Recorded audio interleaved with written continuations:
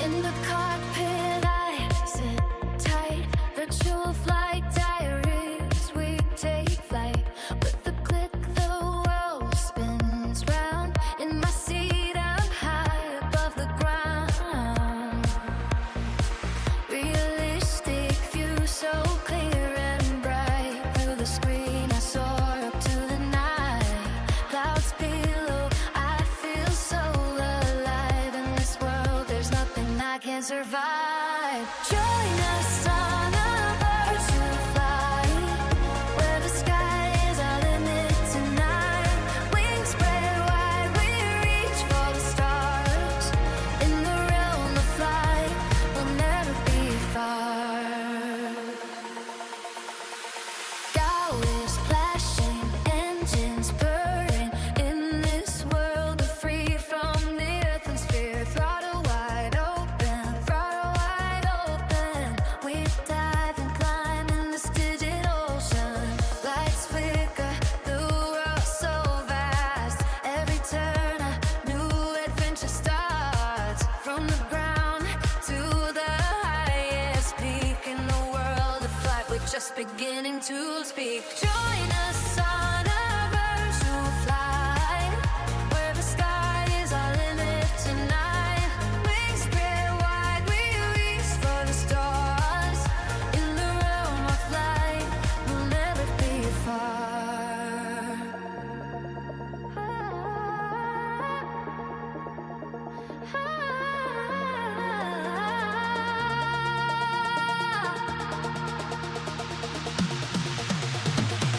Through the storm, through the calm, in this world we face it all.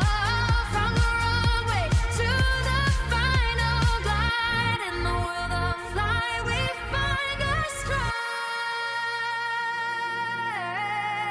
Join us on a virtual flight, where the sky is our limit tonight. Wings spread wide, we'll reach for the stars. In the realm of flame, we'll never be far. Join us on a virtual flight, where the sky is our limit tonight. Wings spread wide, we'll reach for the stars. In the realm of flight, we'll never be far.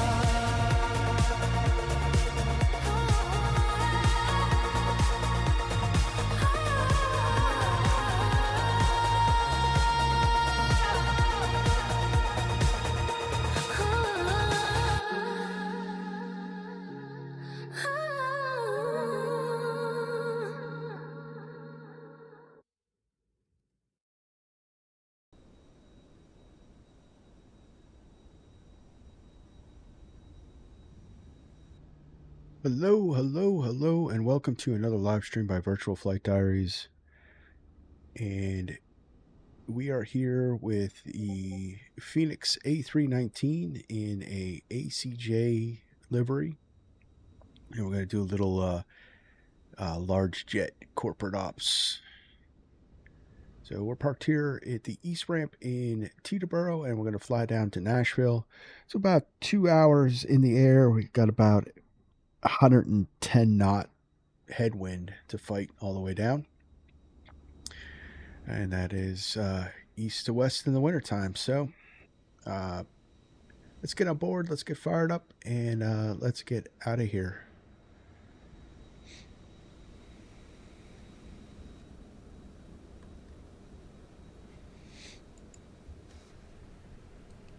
All right, so we're already on ground power. Gonna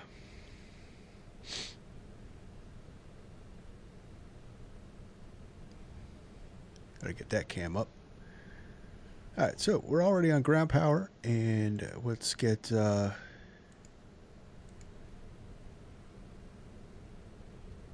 FMC and everything else fired up. We'll do some flows, and we'll get going.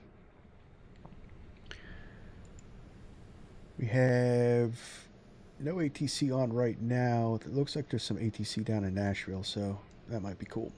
But they've been on for a while, so I don't know. All right, so overhead we got RMU. And seatbelts off for now. We're not fueled up.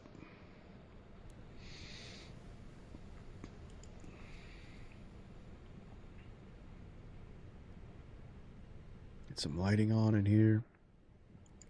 Ground control could come on. CBR test. Get the navs aligning.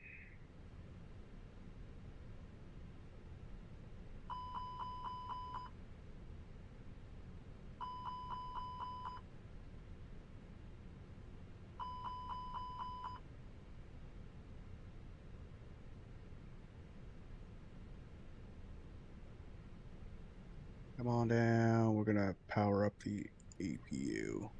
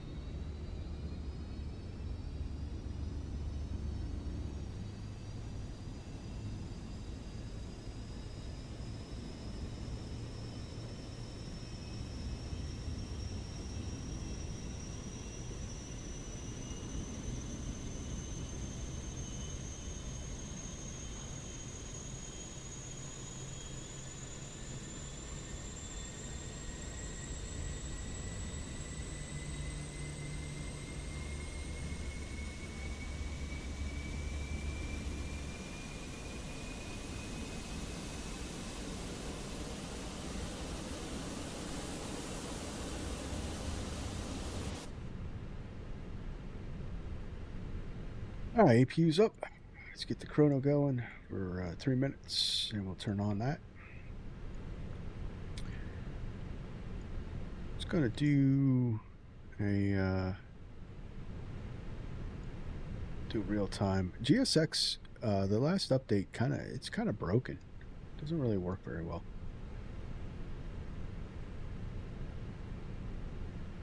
All right, so let's get the FMGC going. All right, so we got.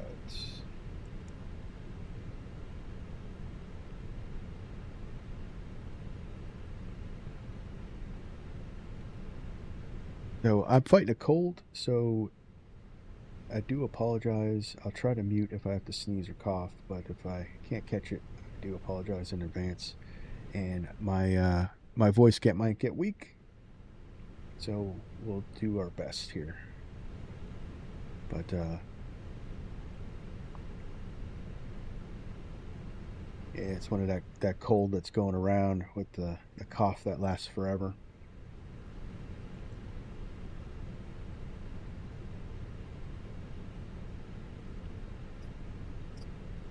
West.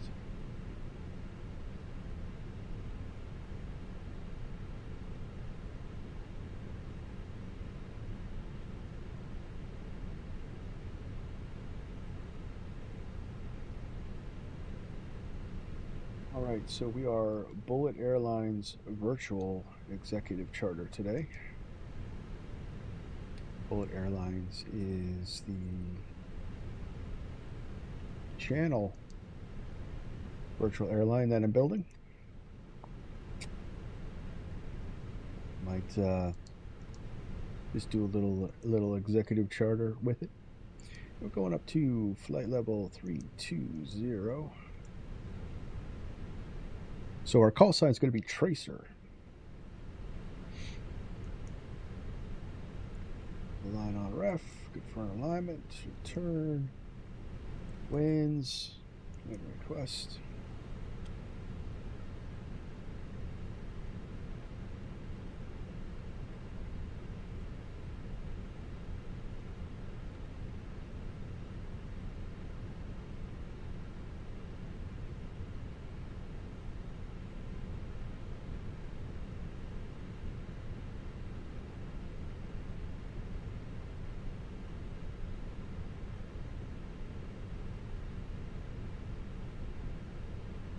All right, our passengers and baggage is on board, so we'll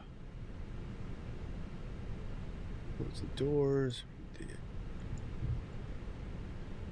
stairs.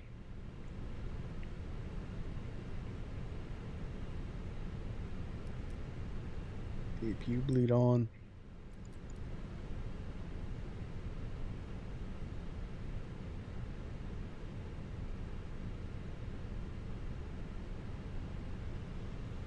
Flight plan up while we're waiting. So Teterboro, we're departing runway 24.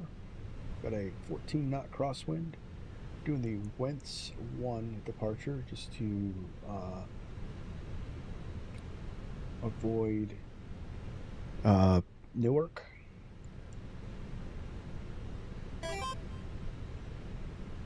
Hey Holden, hey, how's it going? Welcome to the stream. It is going okay. Other than fighting this cold, we're good.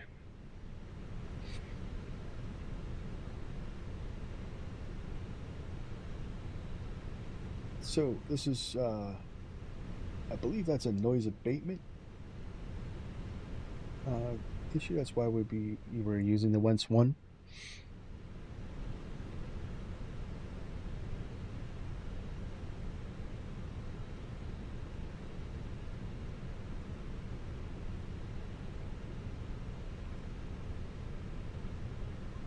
Good. So VNA, we're going to be coming into ILS2C,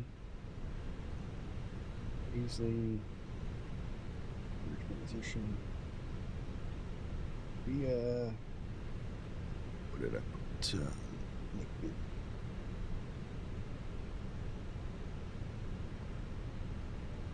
All right, flight plan is in. I said, doing great. I'm loading in, and I'll try to fly along. Awesome. Awesome. So we got you got time. We're just getting ready.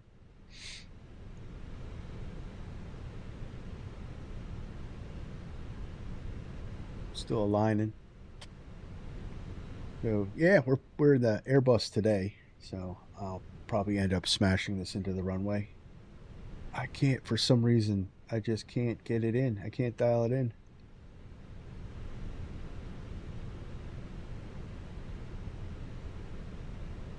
But we'll try our best. All right, Wentz 1 is on.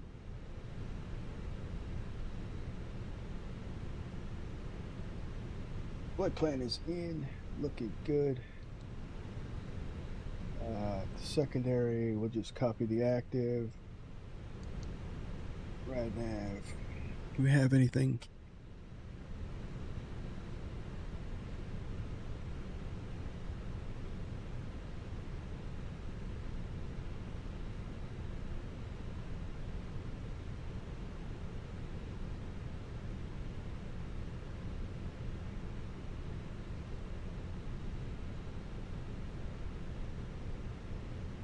What do we got up here?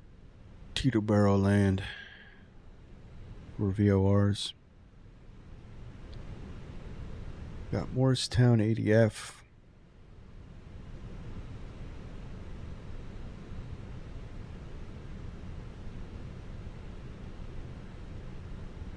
Okay, we got the Teterboro VOR. All right, so 1084. Okay, that loaded in. Cool.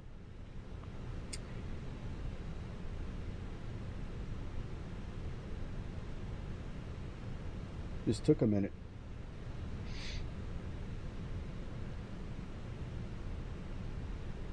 All right, right nav is in, NFB should be loaded up. Cool, cool, cool. Send that to the McDo.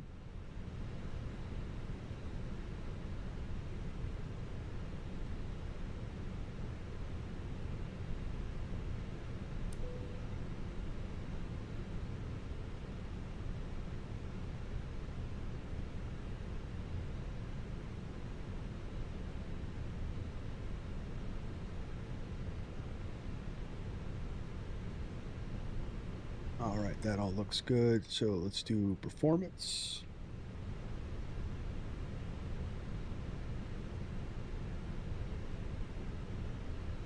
Runway 24, it is dry.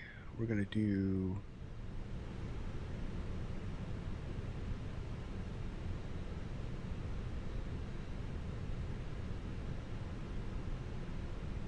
optimum.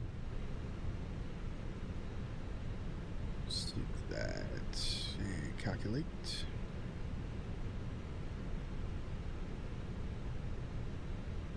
All right, flaps 1 up 1.7, about 1722. And we got our thrust reduction at 1510.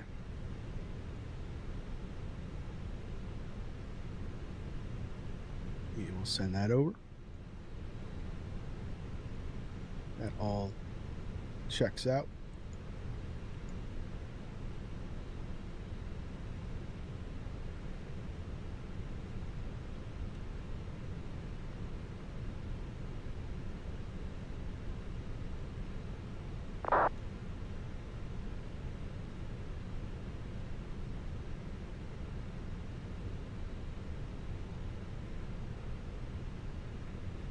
Constraints on and airport on. All right. So our first constraint is at Wentz at 1500, and then we should be above 2000 at Rudy.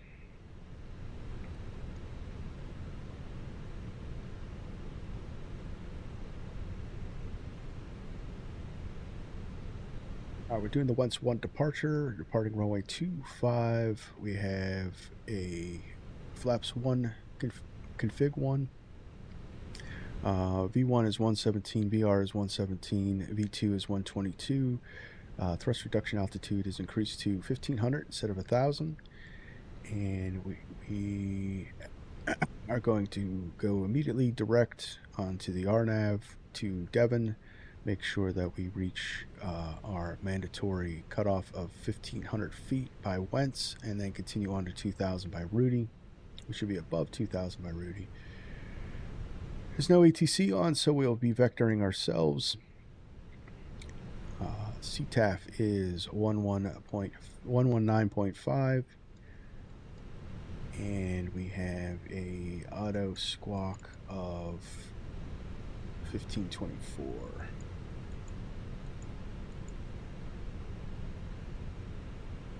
We're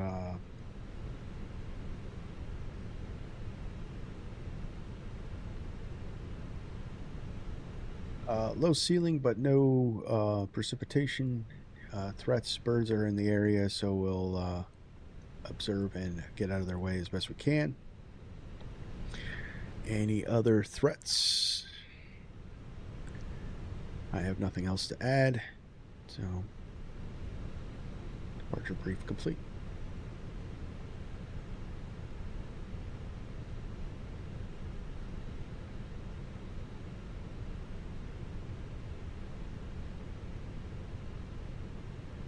All right, before start, checklist to the line, cockpit preparation complete, gears and pin covers removed, signs on and auto. Gears, nav, fuel quantity. We have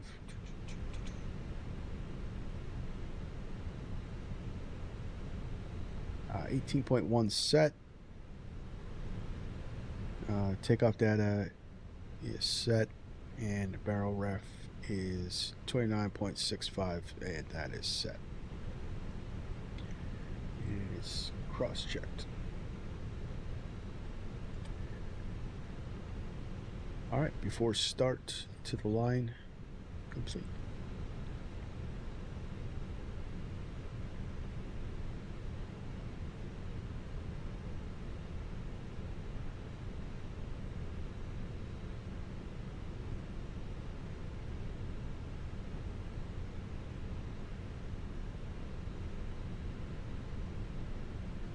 Cool, we got Holden over here.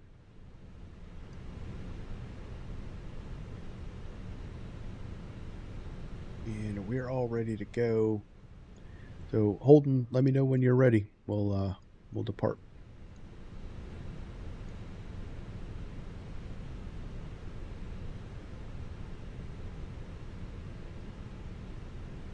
Let's get the CTAF in here. We got 119.5.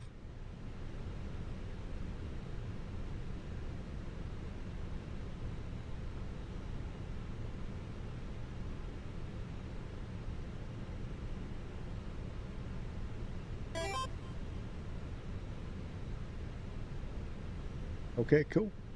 We'll get out. 19.5.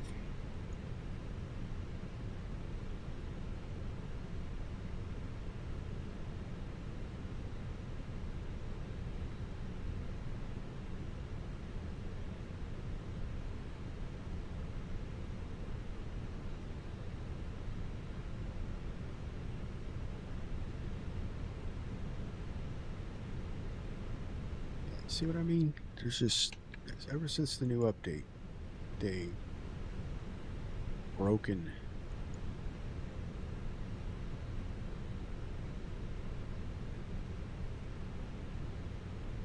I'd actually have to push back using the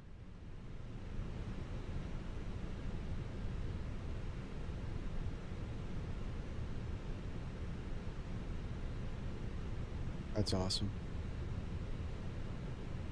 For nearly a year, I haven't had an issue with GSX, and this is the first time.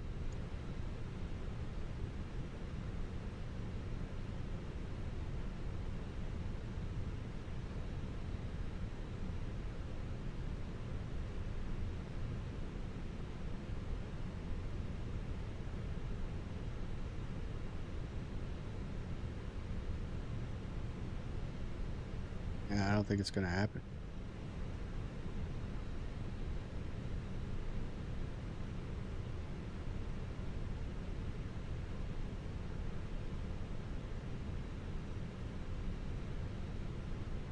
I don't know. Maybe I'll uninstall it and then reinstall it. Yeah. No problem.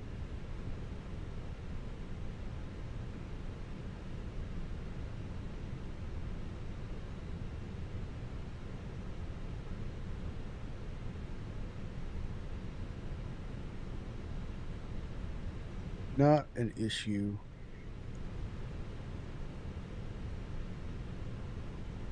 All right, so we can disconnect the GPU.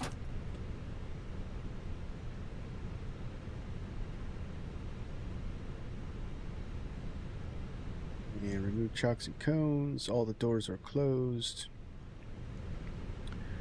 And we can connect the tub.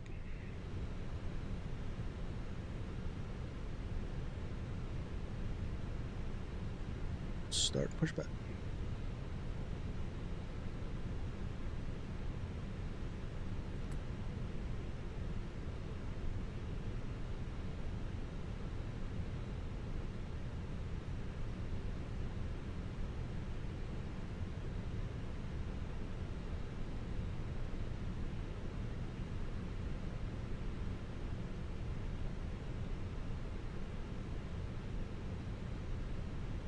Good.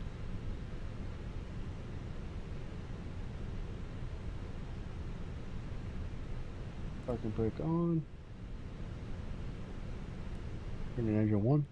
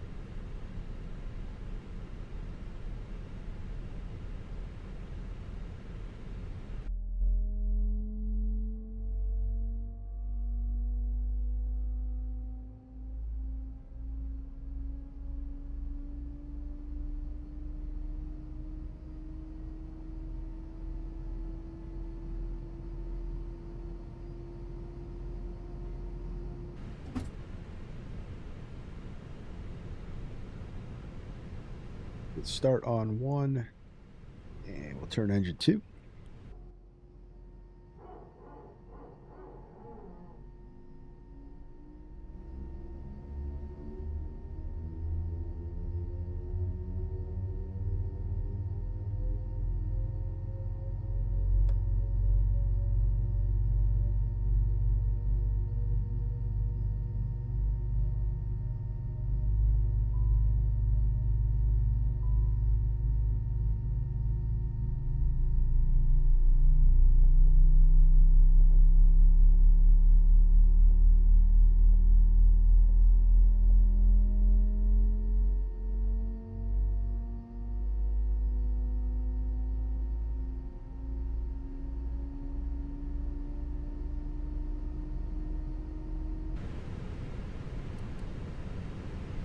Probably help if I turn my fuel pumps on.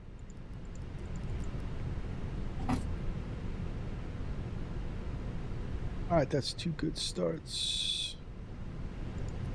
Kill the APU.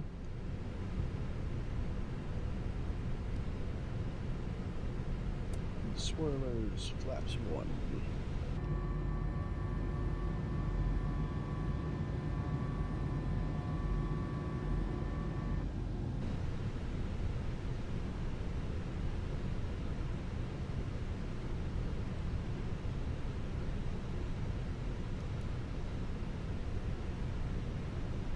Squawking mode, Charlie.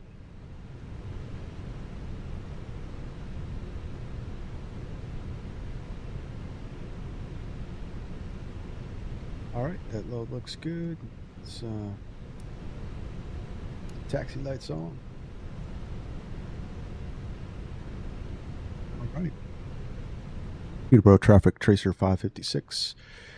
East ramp taxiing to runway 24 via Quebec. Teterboro.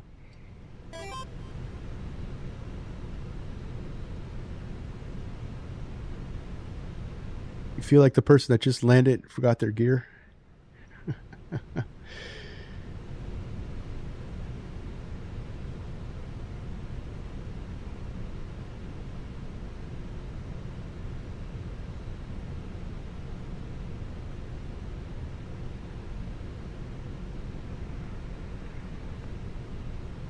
All right, park and break off. Now let's go. Traffic, American 215, pushing back from ramp. Traffic.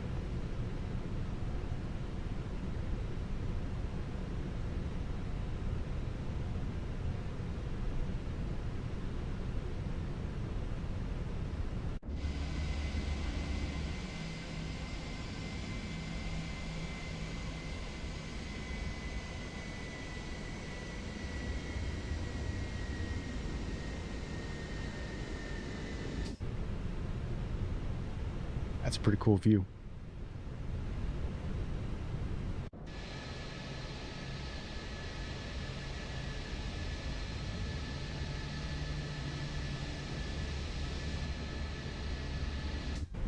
Base plane does have its moments.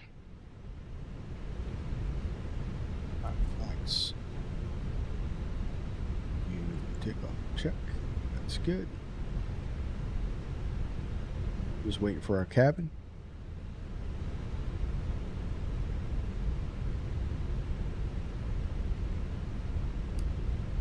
Wind shear.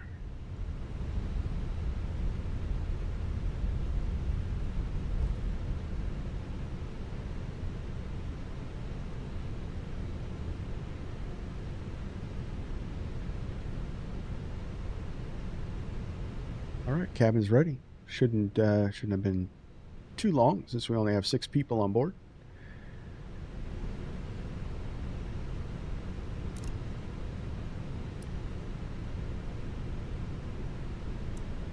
Get you on. Add you on.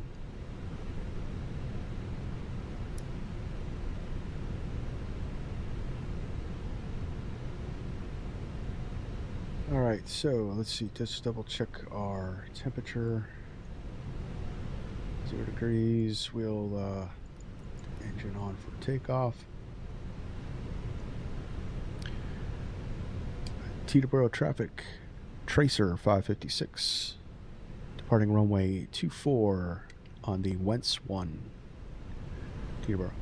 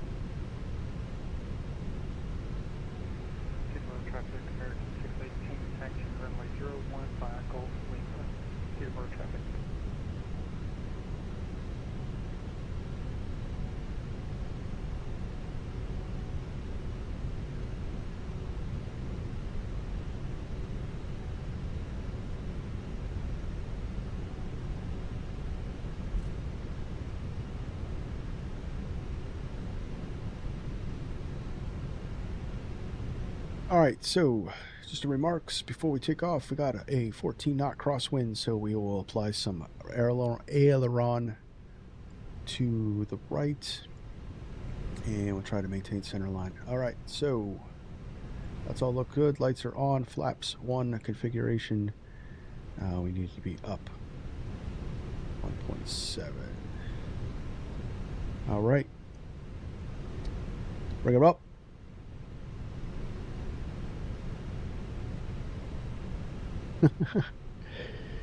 Great. I'm going to be grabbing the wrong controls. All right, bring them up.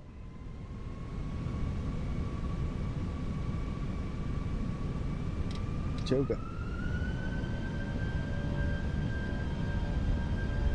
And Flex SRS auto thrust blue.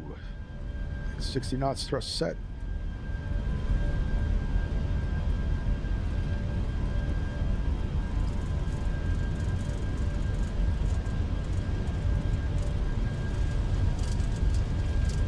E1.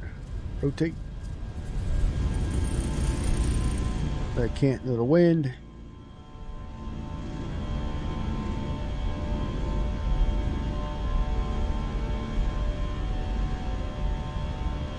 How's that rate?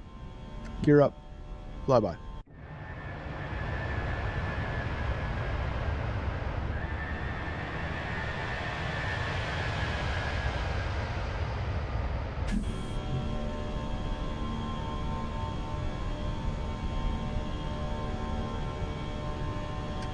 All right, autopilot on.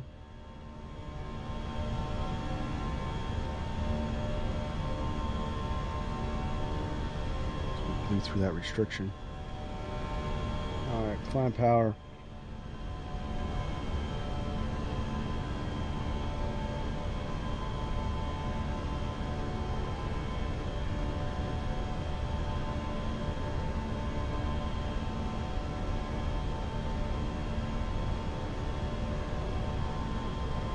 Ups up. Teterboro traffic, Tracer 556, just depart runway 24. Oh no, Wentz 1 departure, direct Wentz. Last call.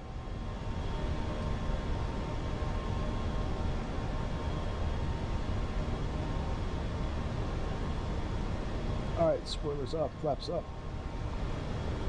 Gear up.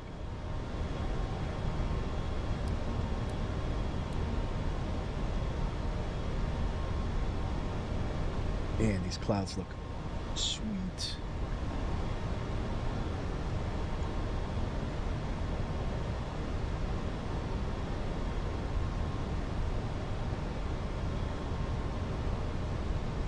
All right, 122.8 is our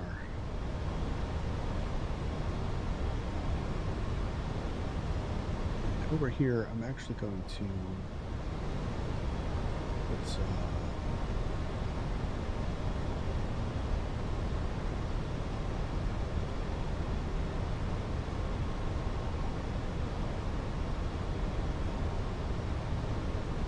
Philadelphia approach in 2, and we'll monitor that. Altimeter 2980, you can expect radar vectors ILS north 2 seconds.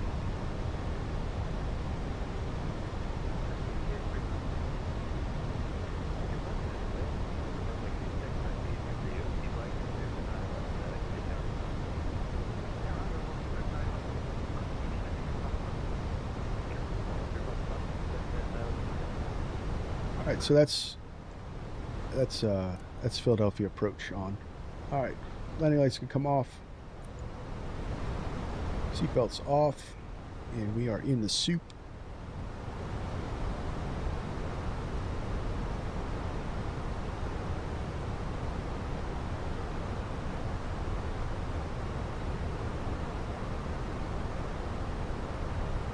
And we are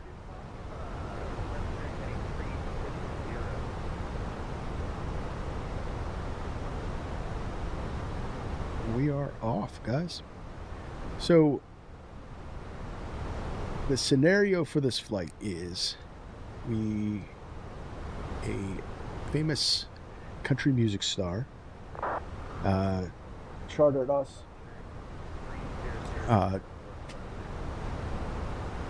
chartered us to bring him from Nashville up here to New York City for his show for the New Year's Eve, Dick Clark's New Year's Eve in Times Square. And his production team has forgotten some of his outfits back in Nashville, so we're taking them back to pick that up. So we would actually fly back to Nashville and probably stay on APU, refuel, and do a quick turnaround. But unfortunately, we're not going to be doing that. But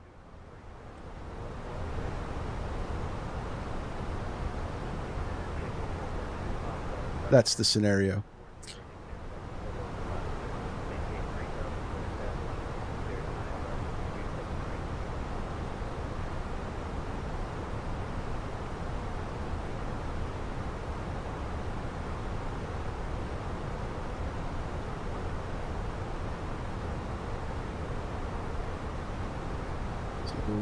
So that's the scenario, and we are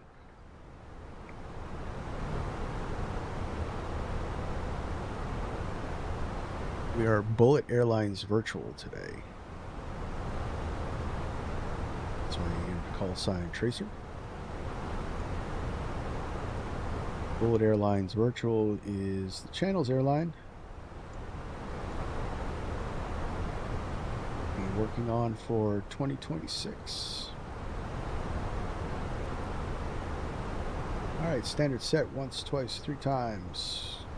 Passing 197 now. Cross check.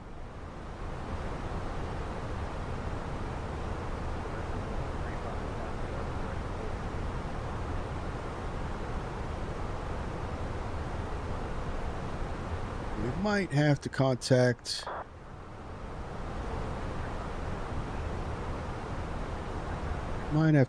Washington Center, so I'm just going to get that in there. 133725.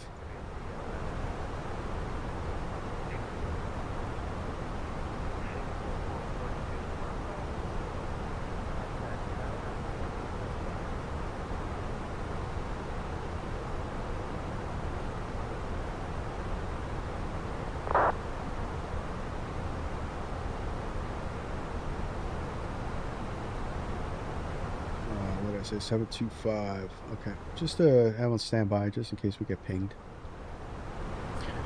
Doesn't look like, I can't tell if my flight plan has gone with that, but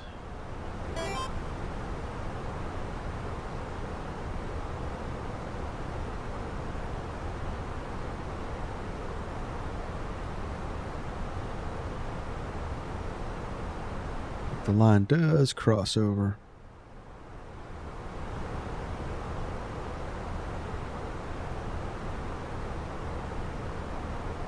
All right, so we can go direct park.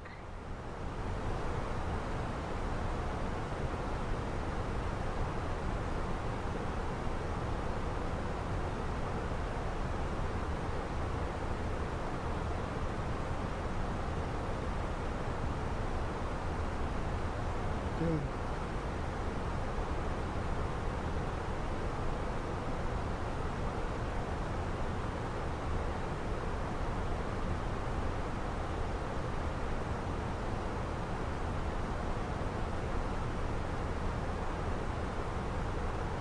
Noah said had some trouble, but should be departing in a sec. Okay, no problem.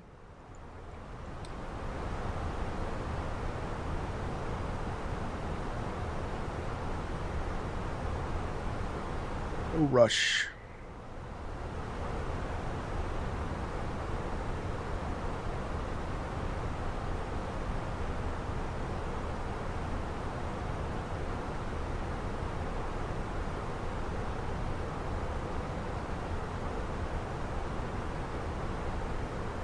So I've got some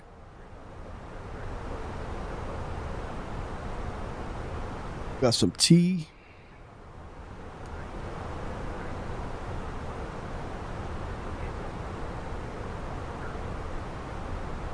Try to keep my voice going.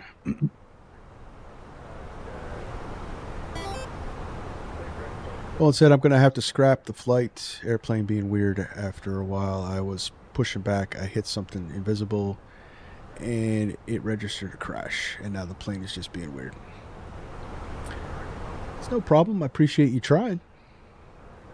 Certainly been there. Certainly been there.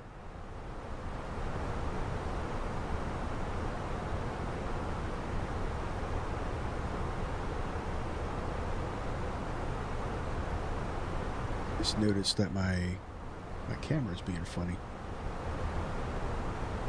Might have to shut that one down. Let's shut off the cameras. Teterboro hates me. Last time I tried to fly out of there, I was having nav data issues too. Wow. I have to get the scenery for it next time. I'll try. All right, cool. No problem. But yeah, I mean, it's that's flight simming for you. All right, so no icing conditions registered, so we'll shut the engine ice off. Yeah, so you could sit back, watch the stream, watch me smash it into Nashville.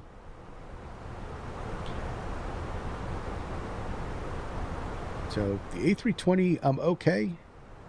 I got it pretty good. This is the A319, and I cannot dial this thing in to save my life. Now I know it's a tough one to butter in real life. Man, do I, 300 plus is just a little disappointing after a while. Then A321, I'm also pretty good with that one. Not perfect. It's not like I fly the Boeing. For some reason, I can get sub 200s, even sub 100s in the Boeing. But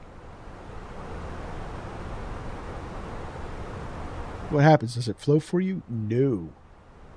Zero float. Just drives the mains right into the runway.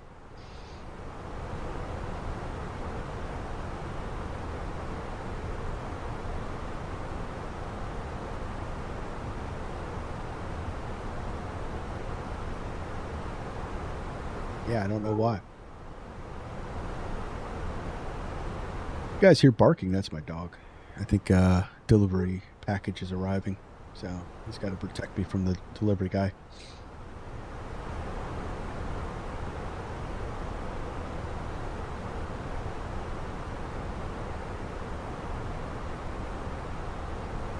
All right, there's flight level 320.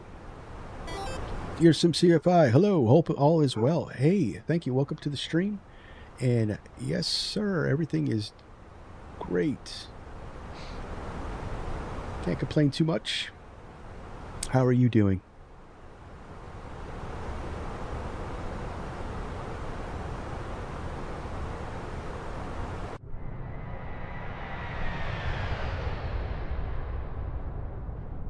Do love flyby.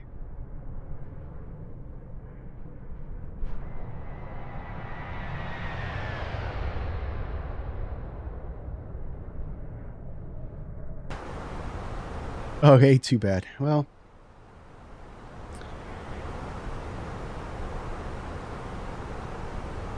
so if it helps, I've noticed with the Fenix planes, when I hit 50 feet, I'll give a firm pullback and release. And when I hear the 30 call out, I'll pull back, release, and do that until touchdown. I'll give it a try. Give it a try.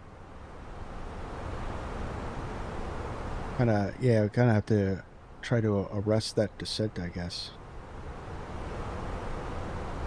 I don't know. We'll go for the smooth landing. I just don't have high expectations for it.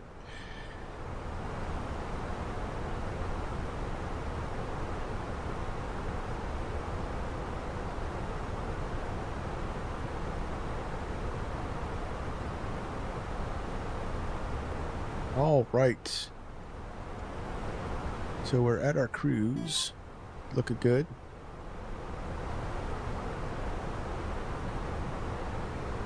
We believe in you. You've got this. Thanks, Hold. Thanks, Hold. Appreciate that.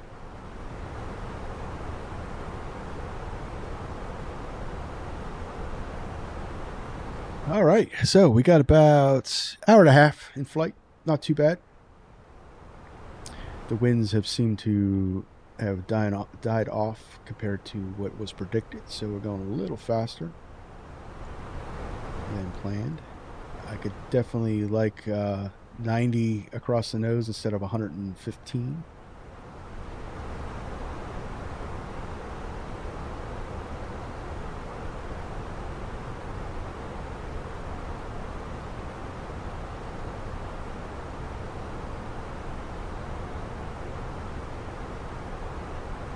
I'm really liking the PMDG 737. Probably because, so here's my thing. So probably because I have way more hours in the Boeing in the sim and the Airbus.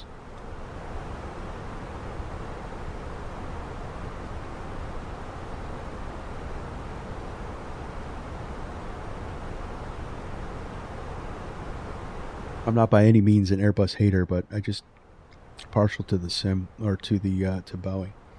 And you know, in the channel we do a lot of other stuff. So I fly so many different planes. It's just hard to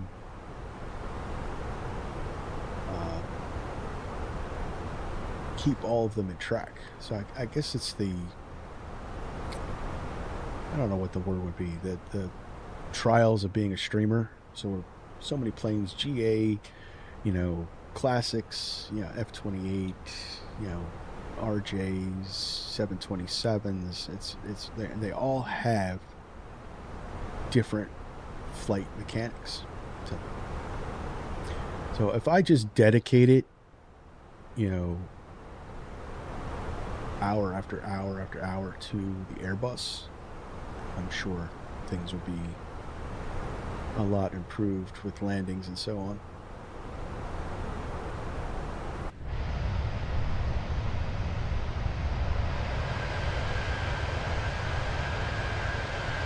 This livery is cool. Picked it up off of Flight Sim TO.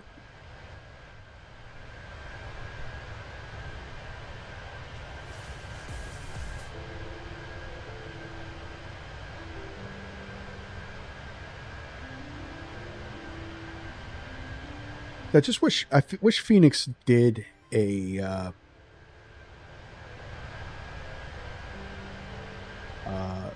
an ACJ interior, because this plane would have, you know, they would have, you know, luxurious club seating, conference tables, even beds and stuff like that.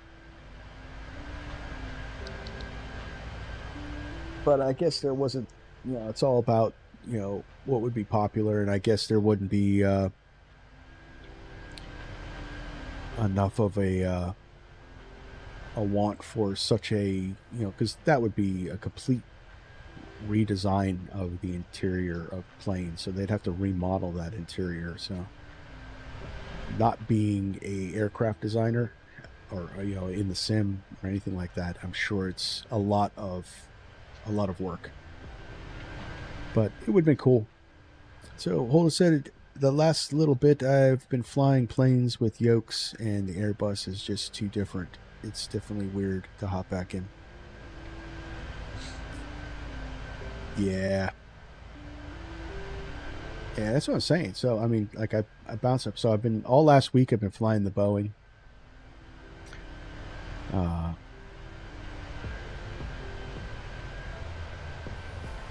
So to switch from yoke to a side stick,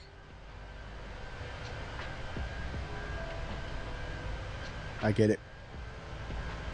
So yeah. So hey, I just got a notification that my Boeing Windwing FMC is on its way. I'm excited for that. I'm hoping it gets here before Saturday, because that's our next Boeing stream. So tomorrow we're doing a New Year's Eve flight. We're flying into LaGuardia with the Lear 35 from St. Louis.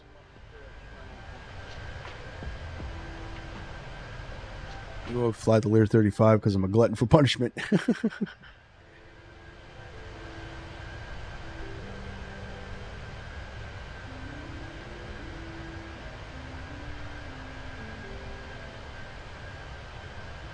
I also ordered the what did it? I'm having a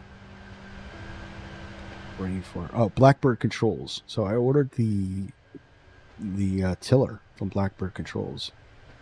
If you guys have seen on XP72 and V1 are both using Blackbird Controls tillers. So I finally was able to grab one of them. Excited for that one too. Never actually had a tiller in the sim before. I've always used my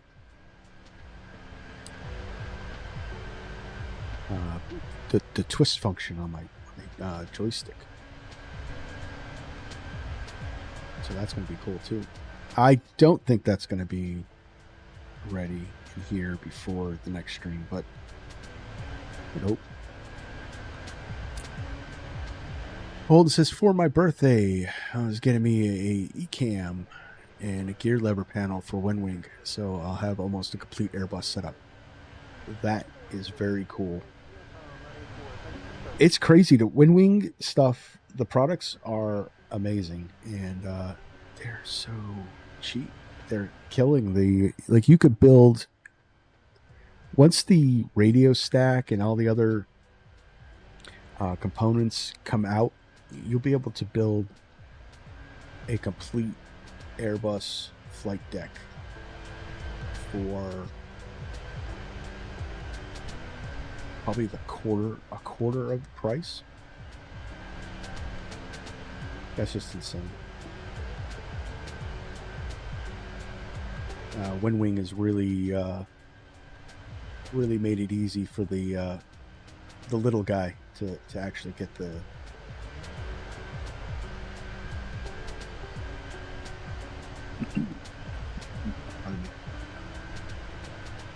little guy to actually build their home cockpits. It's awesome. And I can't imagine that they're not going to be doing the same with Boeing.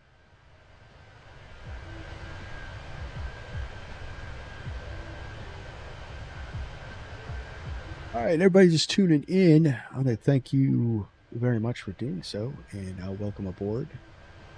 And we're flying from Teterboro to Nashville in a Airbus Corporate Jet, simulated Airbus Corporate Jet, which is the Fenix A319 with a corporate colors. And we got about an hour and 25 minutes in flight. So sit back and enjoy the flight. If you haven't already, hit that like button for me. It really helps out the channel. And if you really like the stuff, you can subscribe. And we have live streams about 2 to 3 a week, as best we can. And I really like to have you on board. So the whole said, estimating you could probably build an Airbus layout for under 800 if I had to guess. Yeah, I mean, it's wild. What a time to be a flight simmer. A flight simmer.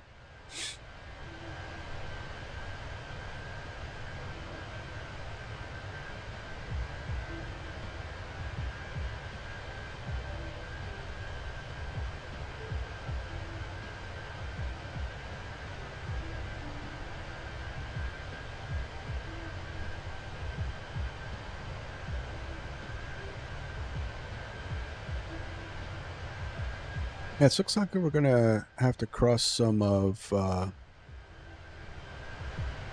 Washington's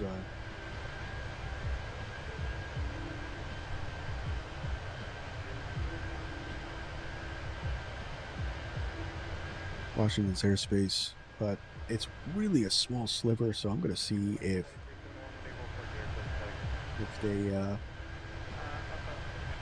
they ping me.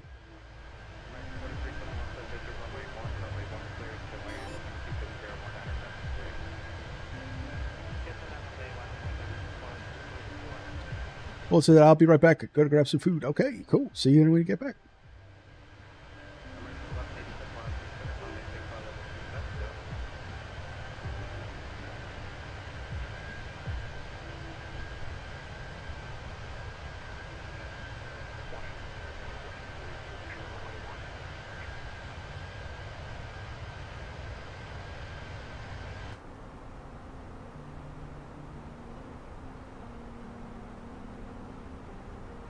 United 1440 to 12701, Outer Gun 28, runway 1 clear for takeoff, no delay.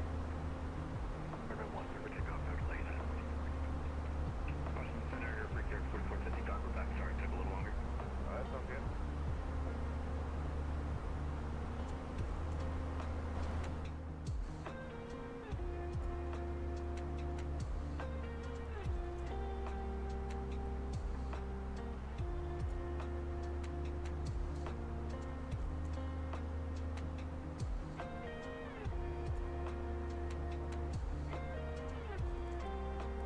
Up 80.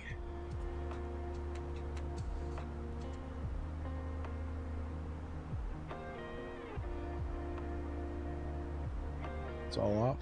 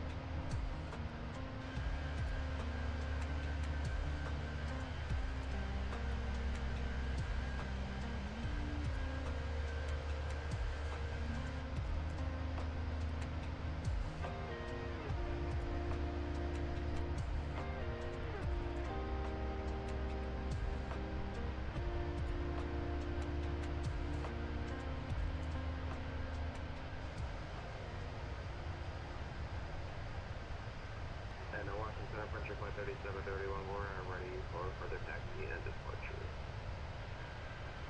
Rocket Flight 3731, runway 30, taxi via Yankee 11. 3 Yankee 11, French Flight 3731.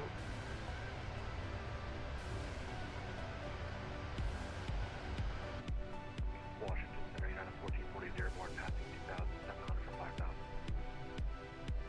United 1440, you are radar contact, climb maintain flight level 310.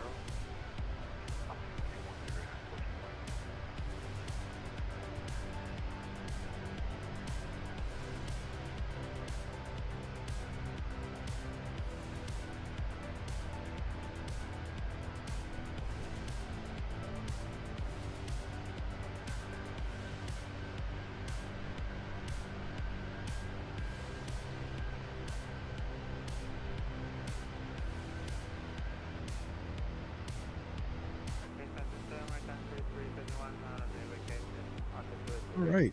So, everybody ready for the New Year's? Going to parties? Kilo, so make that right there, 1 kilo, and you have a nice. So, yeah, we have kilo on the right, thank you. And that's it, and of course, we're ready to go as well. United 2401, taxi, runway 30, taxi, the Yankee 11. Yankee 11, 30, 2431.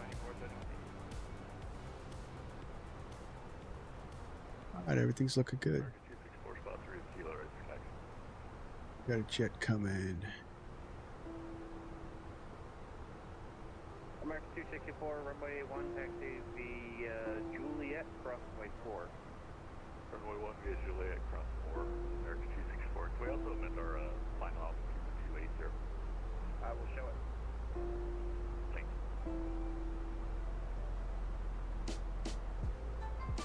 All right, I got a plane crossing, but it's 10,000 feet below me, so that's good.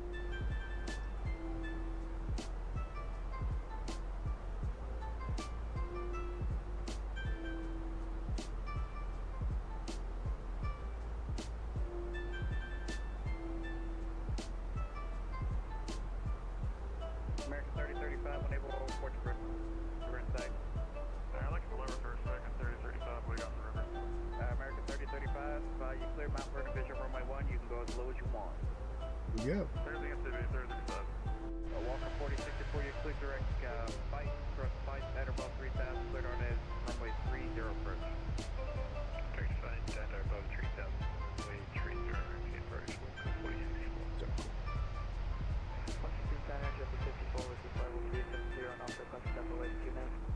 Blue 54 watching the center, report back. Report back.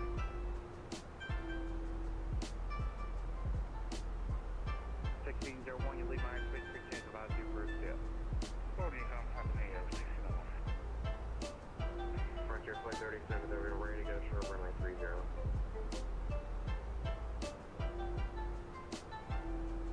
Frontier Flight 3731, runway 30, clip takeoff to 129-017, gust 33.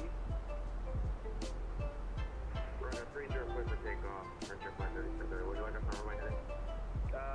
Exit flight heading 320. 320, Frontier Flight 37. I'm sorry, American 3035 to 270-19, gust 28, runway 1, clear to land. Oh, we'll try, everyone clear to land, American 3035.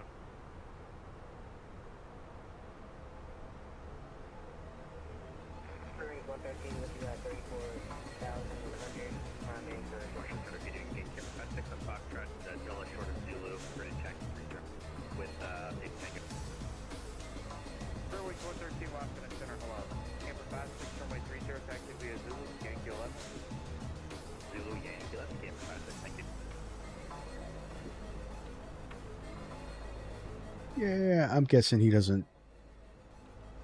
I might not be in any conflict with anything, so he's just gonna let me go.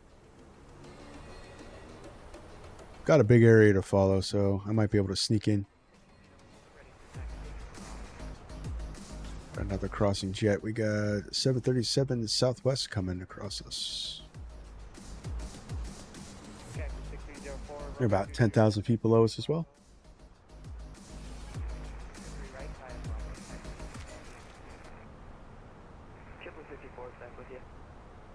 Roger. DC said that today, American 4386.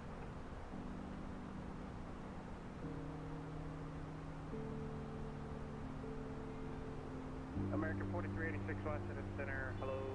The center maintain 10,000, watch pass 32990. Best to Mount Vernon Visual runway 1. Just sit back and listen to Washington Center. 10,000 feet and 2H1, sorry, 29990. American 4386. United 2471, runway 30, line up and wait. 30 line up and wait, 2471.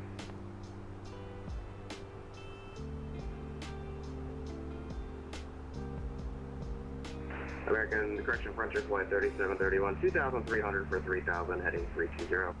Frontier Flight 3731, radar contact, you're clear direct Riggins, for now climb maintain 10,000. 10,000, direct Riggins, Frontier Flight 3731.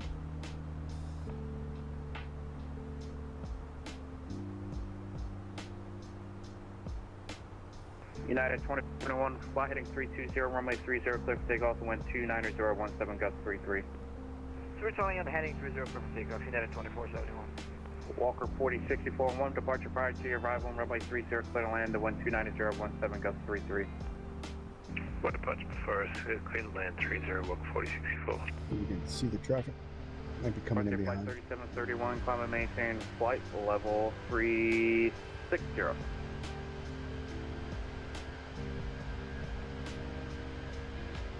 Frontier Flight 3731, climb maintain flight level 360. 360, 3731.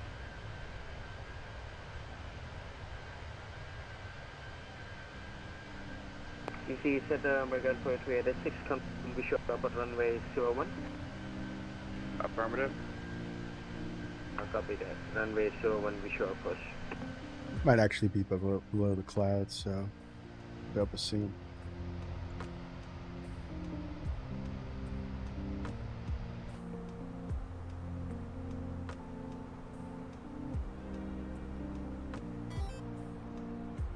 Have any plans for New Year's Eve? Yeah, we're all going to my brother-in-law's house.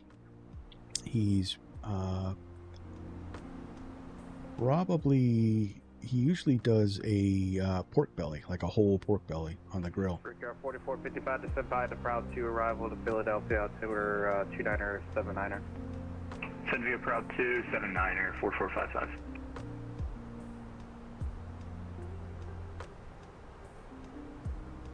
American 2471, radar contact, altitude leaving. Passing 2,600, 2471. United 2471. Yeah, it'll be a good time. It'll be a good time. So yeah, so that and hanging out with you guys tomorrow afternoon is pretty much it. And then New Year's Day, we do the traditional pork and sauerkraut thing. So we're gonna also have all family over. I think the grandbaby's coming over too, so I'm excited for that.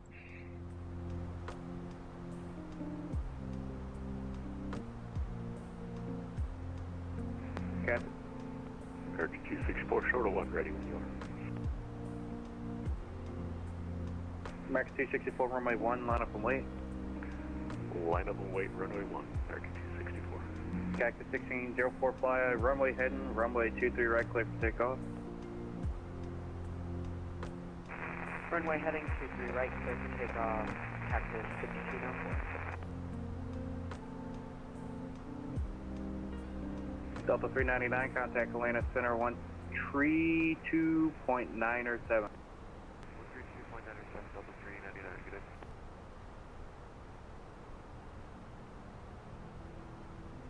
American 264, the 127.019er, Gus 28, runway 1, clear for takeoff. Runway 1, clear for takeoff, American 264. Yeah, guys. So Delta 1118 on the ground at Reagan National Spot 3 with Kilo. So it looks like Nashville went offline. They had a tower on. But we'll stay landing runway 2 Charlie. Alright, a bunch of people trying to ask for me on one thing, or one for standby. American 3035, walking to Reagan, taxi to via Juliet Kilo 2 Kilo. Juliet, Kilo 2, Kilo, American 3035. Delta 1118, are you ready for taxi? That's a good runway for us, 2 Charlie, because it actually puts us Delta 1118, runway 1, taxi via Kilo 1. over on the general aviation side of the airport. Runway 1 via And then we're going over to Signature. Delta 1118. Southwest 585, contact Atlanta Center 132.907. Oh, was that Southwest 538? Southwest 538, I'm sorry, yes, Atlanta Center 132.907. 13297, Southwest 538. Thank Get my you. cam. Hopefully that stops flickering.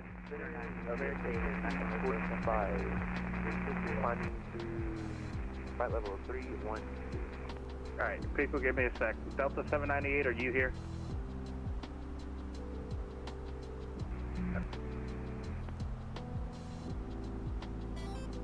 Tracer. Did some Norway ops this morning, which is pretty fun. Yeah, anything above anything Arctic, I like. I like winter flying. Other than the winds, which are usually pretty rough, but I really do like winter flying. I like seeing snow on the ground in the sim. We really should get back up to Alaska.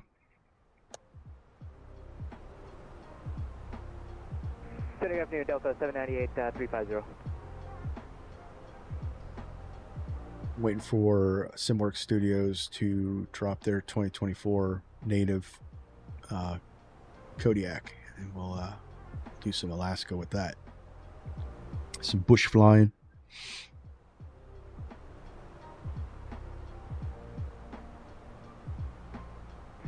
And Washington Center, Camber 5, ready to go 30.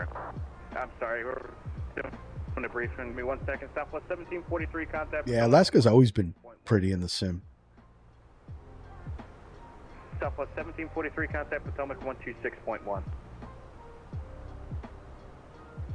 Canada's really nice too. I like flying around in Canada. British Columbia, 2610 with San Diego. Manitoba. American 264, your radar contact. Altitude leaving. 4,600. American 264, call maintain flight level 280. Flight level 280, American 264. Washington Center, good afternoon. Yeah, it's 220. We're 2 miles north of... All right, so we have about an hour left in the flight. So what should we talk about, guys? I don't think anything new in the flight sim world. So can we get another one, please? United 220 Washington Center, Roger. The Just Flight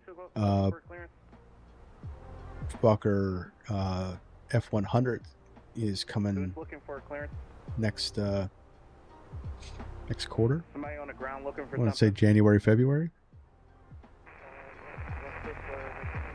Can't wait for that. Are you looking for taxi? Yes. American 209, runway 23, right taxi via Bravo. Taxi via Bravo. By the way, can I switch to 23 left? 23 left on the other side of the airport. If you want to do that, I can give it to you. You see FS HUD, I think it is releasing their own. They're releasing their own AI ATC. That's basically an enhanced in-game ATC. All right, who else? Interesting. Very interesting. I don't know if you got my last name, but we are flight level pretty fine. And I'm sorry, that was American 2245? April.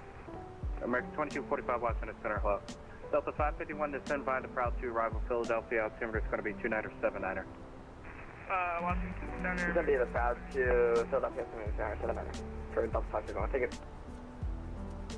FedEx 1292, descend via the Chesley 6, arrival. I didn't see that, but I'm actually curious how that's going to work. FedEx 1292, descend via the Chesley 6, arrival, Charlotte's landing north. Descend via the Chesley 3, FedEx 1292. American 1187, descend via the Catch 3, arrival, Washington landing north. So it looks cool.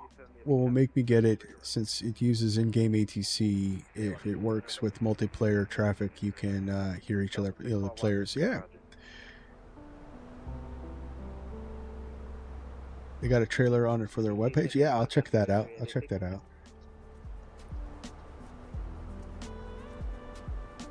American 4386, instead of maintain 3000. If you maintain 3000, we can put you to 6. What's cool is Say Intentions has that option too with the with their living world. You can hear live other players as well. Delta 798, Washington Center, hello. That's JetBlue 1098 now. Washington Center, Delta 1118, moving runway 1. JetBlue 1098, Washington Center, hello. I'll have to check that out. Let's see. Washington Center, hello. American 333, Washington Center, hello. Delta 1118, the wind 280 at 20 gust 30, runway 1 clear for takeoff. Runway 1 clear for takeoff, Delta 1118.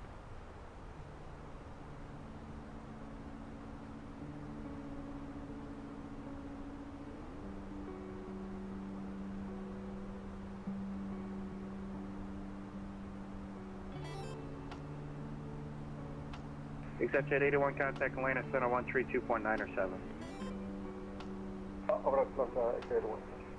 Say Intentions is interesting. I wasn't that impressed with it though. I do like how Beyond ATC enforces the rules more than Say Intentions. Yeah, so I like Beyond ATC. The only thing I don't like about Beyond ATC is it doesn't allow, it's really strict on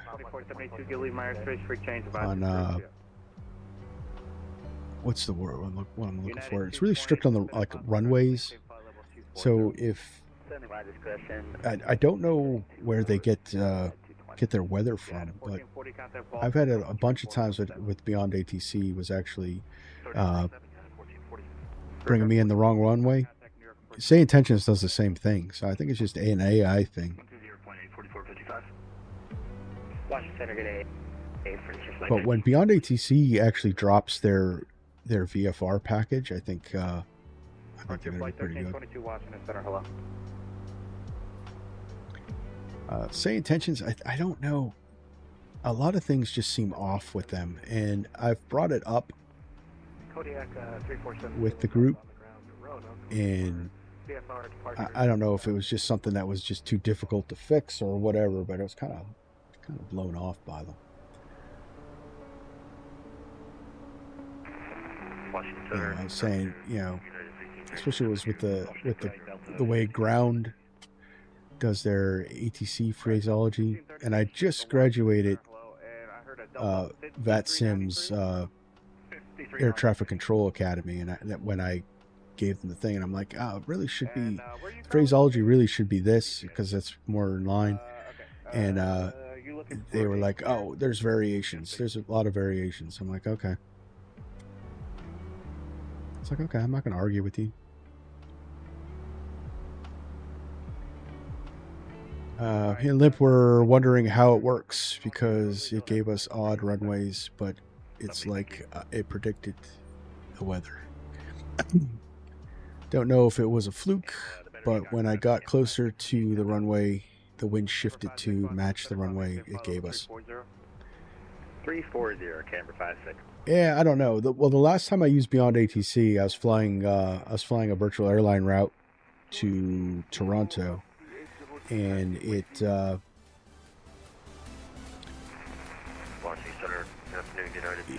was giving me vectors for the ILS for runway 6, I think it is, and instead of vectoring me to the runway to the ILS intercept, it vectored me right over the airport, and then told me that they switched to tower, and that it was like, oh. American 4386 contact Potomac approach 119. Also, what was the other thing? Oh, okay. So also it didn't like Midway, and I think it's because Midway is weird in the sim. So the scenery I have for Midway is the old Midway, where it still has 13 center. So it kept trying to give me a visual to 13 center. It was approach to minimums. It was in the middle of a snowstorm, and I was like, okay, I'm just going to ignore it.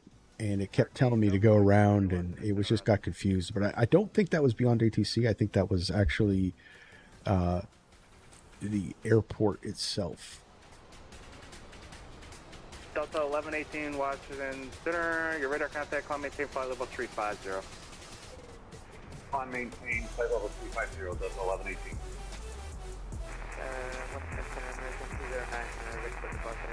American 209 runway. Oh, yeah, I took a tip from V1 where he ignores vectoring for the most part, and it will transfer you over to tower when he's on approach. I've been doing that, and it works well. American 209, fly runway head, runway 23 left, clear for takeoff. Yeah, because it never tells you to descend via. Now, I know in the real world that they don't always tell you to descend via, that they, you know, traffic or whatever, they vector you. But it just always wants to seem to vector. Sometimes you just want to fly the approach. So, yeah, I mean, that's a good tip. I notice he ignores that all the time, the vectoring.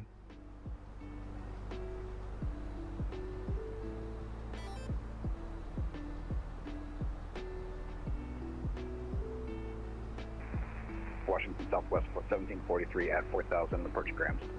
All right, so we're looking good. We're going to be leaving Washington's, the little sliver of Washington's airspace that we were in. I'm sorry. He must never cared about me because he never pinged me, which is okay. 126.1. He's busy, and I didn't want to. We're only there for a sliver. No traffic around us, so that's probably why he let us go.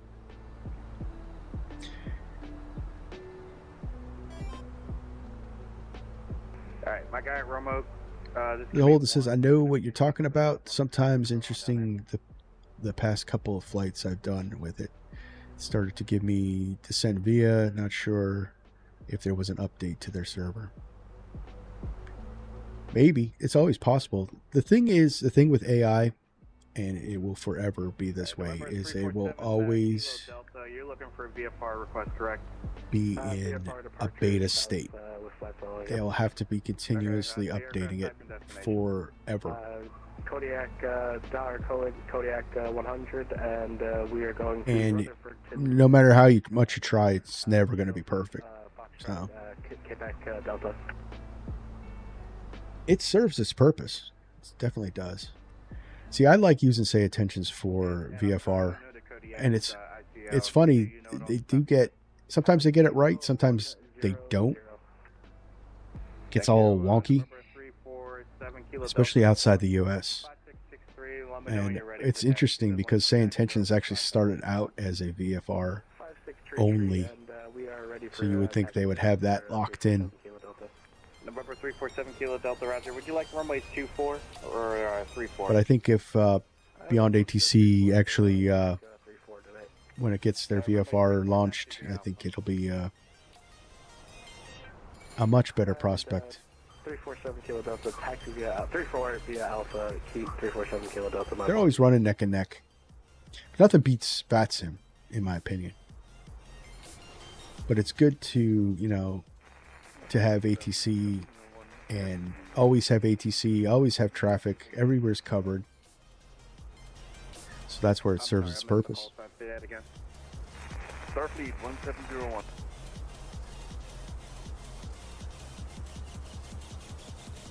Starfleet 1701, Washington Center. But I, beyond ATC, I have say intentions and I have VATSIM, and I'm happy with that. I will check out the FS HUD thing though. That looks, Delta 798. it sounds intriguing. Maintain flight level 240. Maintain flight level 240, Delta 988. American 1187, contact for Tonka approach 119.85. 109.85 to American 1187, a good one. American 209, you're ready. Fair contact, include direct Boosie, climb maintain flight level 370. Clear maintain flight level 370, American 209. And you include direct Boosie. Clear direct, American 209. Frontier flight 2505, contact Jacksonville Center 135.902. Oh, this is, I have a love-hate relationship with VATSIM. I think VATSIM would be a lot better if it was more frequent coverage. I think it'd take away the random, and I think it would take away the random business and the sassiness of the controllers. Also 322 Washington Center, hello. Yeah, some of the controllers are really awesome, and there's just that one or two that just, I don't know why they're so angry. Washington Center, camera 56. Good. That just boggles me. 5 minutes here. Report back. Yes, sir.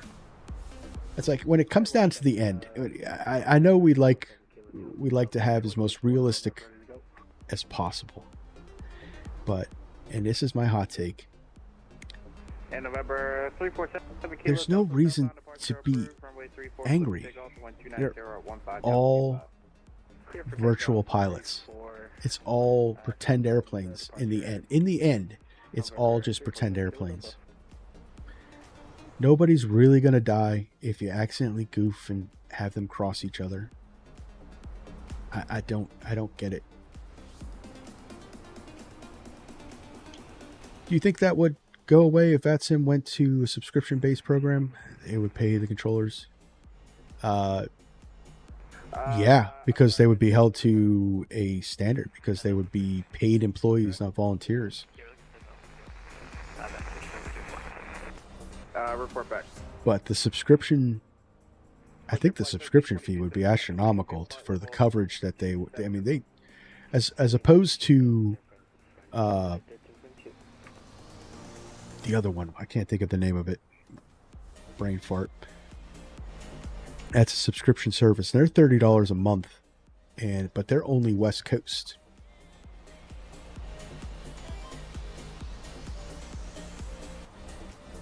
I think it would be, because there would be, well, now you're if you're a paying customer, there would be this element of customer service that would be necessary.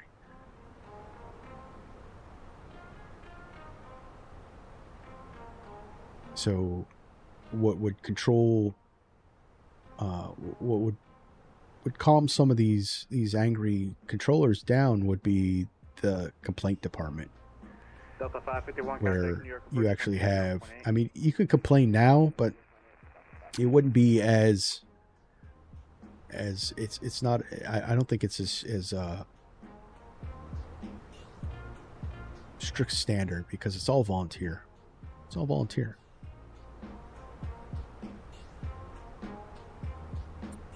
And now that it's, you know,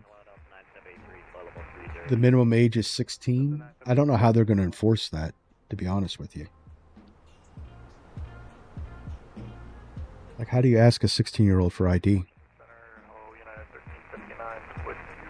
Are you going to want a copy of his birth certificate? I don't understand how they're going to enforce that. That's not going to be a thing. That was kind of pointless, in my opinion. I'm sorry, I was on the landline. Say again. Washington Center, hello, United 1350. Like, VATSIM does get entertaining sometimes, though.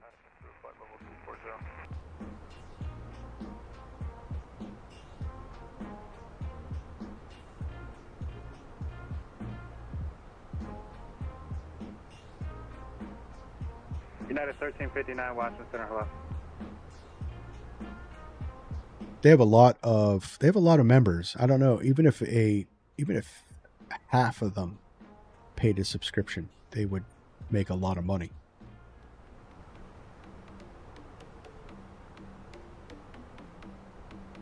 Washington Center, good evening. Virgin 13, Mike with you at 10360. Virgin 103, Mike. But here's the other thing to think about, though. So they cover the world. So to actually have the world online all the time, I don't think they have the air traffic crew to handle that all the time, to pay them. That would be a large employee base. Even, you know, $30, $35 a month, yeah, they would have the money, probably, but 22 December, the capture arrival, Washington landed north. The altimeter is 29er 89er. Roger, will descend by the capture. it might if it was just during set times of the day. 29er 89er for Frontier Flight 1322. Yeah, well, it would be actually, probably, because it would probably be dependent on the Zulu hour, so that, you know, during the day in the US might not have coverage in Europe, but during the day in the US it's closer to nighttime in Europe, so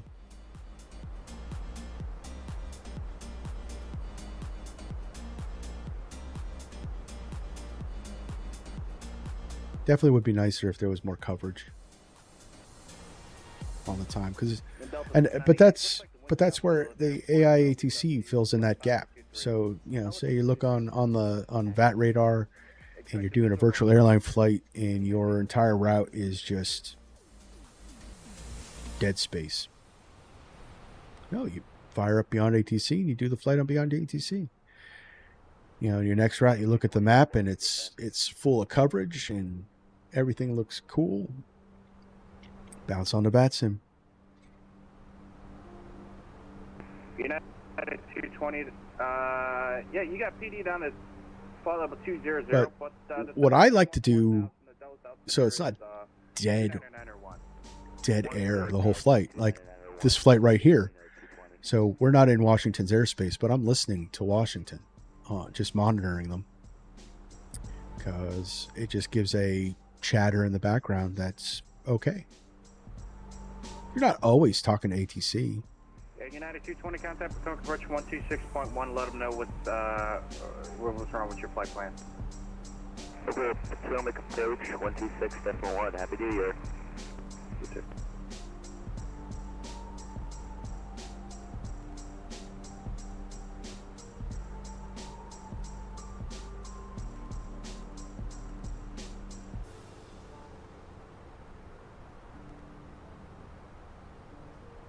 But I'll always tune in the nearest ATC and just have it monitored in the background.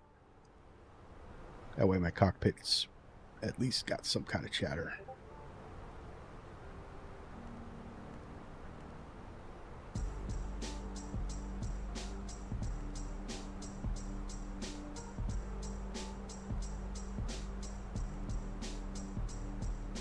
Delta 1118, contact Boston, center 134.7. 134.7, Delta 1118. DC Center, hello. Blue Streak 5080 is with you at flight level R at 14. Oh, it says it was frustrating the other day. I was about to get to descent and center came on. It was so busy I wasn't able to get a word in, and people stepping on each other. I just logged off. Yeah, they do that. So I remember VATSIM. I was on short final, literally maybe 2 miles from the touchdown at Baltimore, and Potomac approach pings me.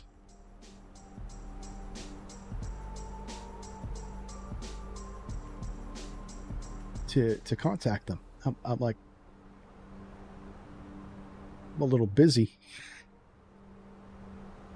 No, I don't know if he got mad or not, but I didn't, because I was worrying about landing the plane. So I went with the whole aviate before communicate. So Washington Center, Delta 460, flight level 350, 26 miles. You just log in, you see your planes on your radar. You see that. You can see that I'm... Hello. I wonder if we can get about a minute or two outside the cockpit, please. Maybe he just did a general ping. Report back. Like to all aircraft in his radar zone.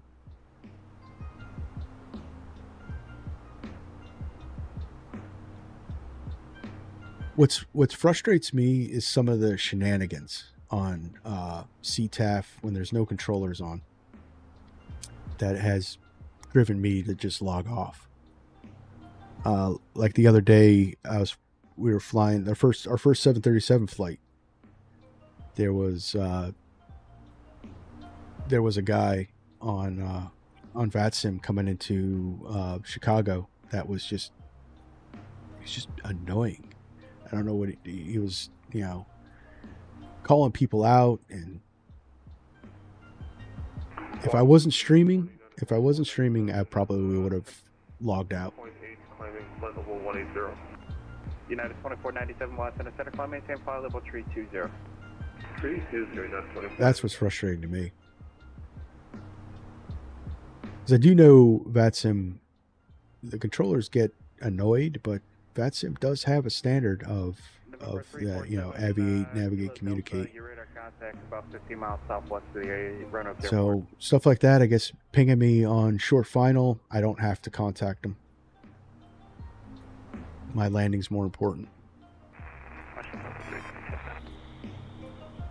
Roger.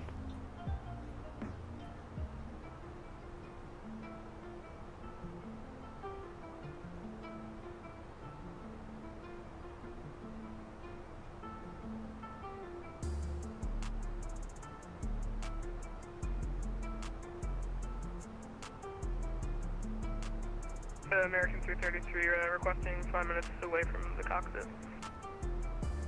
But it's hard for I can't speak too much on how close to it being real world. And watch the southwest. The little time that I've actually had real world flying, it was mostly That was southwest 4280. mostly just Unicom stuff, pattern work, that kind of thing. Southwest 4280, Washington Center, climb maintain flight level 240. Much appreciated. Up to 240 Southwest 428. Delta 798, you clear direct Norfolk Airport. Direct Norfolk Airport, Delta 798. And Delta 798 says send a possible crash and maintain 3000, enable report to airfield in sight. Roger, 3000 report to field in sight, Delta 798. I need to try flying events. I've not tried at one before. Having full coverage, I think, is the best experience, and nothing is rushed. I haven't done an event either. There's a couple of I would like to try at events. It's just recently was I pushed myself to go into busier airspaces when they're online. LAX, Los Angeles Center. Tomorrow we're going to be going into LaGuardia with the Learjet, which is I'm picking one of the most busiest simulated airplanes in the simulator, and we're going to go into one of the most busiest airports if they're online. Just at my discretion. So that's going to be a real test of metal. Cactus 1604.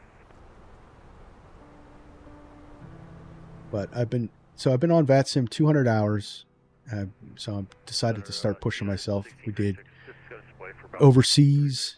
You know, we did the Saudi Arabia flight. That was the first time I ever talked on VATSIM to international. And I got plans for a European flight. So I'm just going to push the limits, get out of our comfort zones. So I'm pretty comfortable with US. It's really outside the US that kind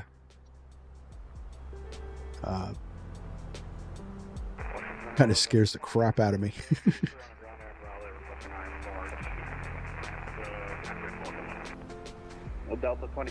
I should say US, North America. Canada's nice.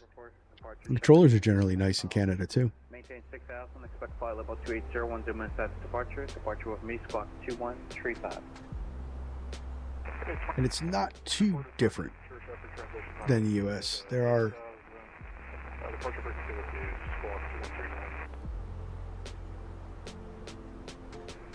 so you were terrified the other day when we were flying at you. Yeah. So I think one of the biggest things that gets me is that I am because of my hearing problem, I have a real hard time with accents. And if he's got a strong accent, I'm not going to be able to understand him too well. And that's going to be that's what gets me most of the time. And over to traffic advisory and squawk CFR for 347 Kilo Delta. Thanks for your service here. Yeah, American 264 contact away to center 132. I was glad ATC didn't come online, but I would say the EU pilots are nice.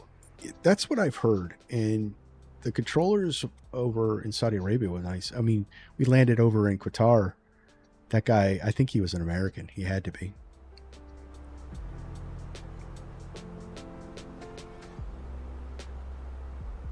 So we've gotten lucky so far. I still have. We're gonna do a Jet 2 vacations flight. I want to do that, so we'll be over and leaving the UK, heading down to Geneva with that flight. So that should be interesting on that. Hey, Jose Gonzalez. Hey, welcome to the stream.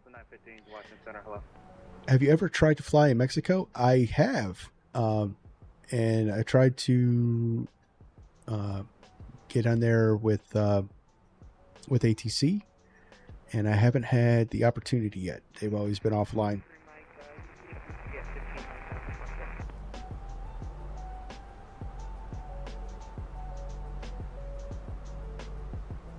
But there's the new plan with the channel and the live streams is I'm not going to be using AI anymore. So we'll definitely come across the opportunity to talk to all the other controllers of the world. Flight 1322 contact with Potomac Bridge 119.85. And that's the whole plan, actually, is to Flight 1322 contact get immersed in the different worlds, and including to eventually we are going to attempt China. Now, what's China is that the altitude is in meters, so you have to actually either have a chart to convert it, or have a ability to switch to meters. So that's going to be the only thing with China once we get over there eventually. 2026 is going to have a lot of stuff in it, but we're definitely going all in on VATSIM for the live streams. So that was my first EU VATSIM. Growing 900, are you here? So Jose Gonzalez says, I really love flying a VATSIM in the States because it helps me to practice. It's always a good service. The Canadian controllers. Yeah. Yeah, the Canadian controllers are really nice. American 6498, Washington Center, climb maintain 400.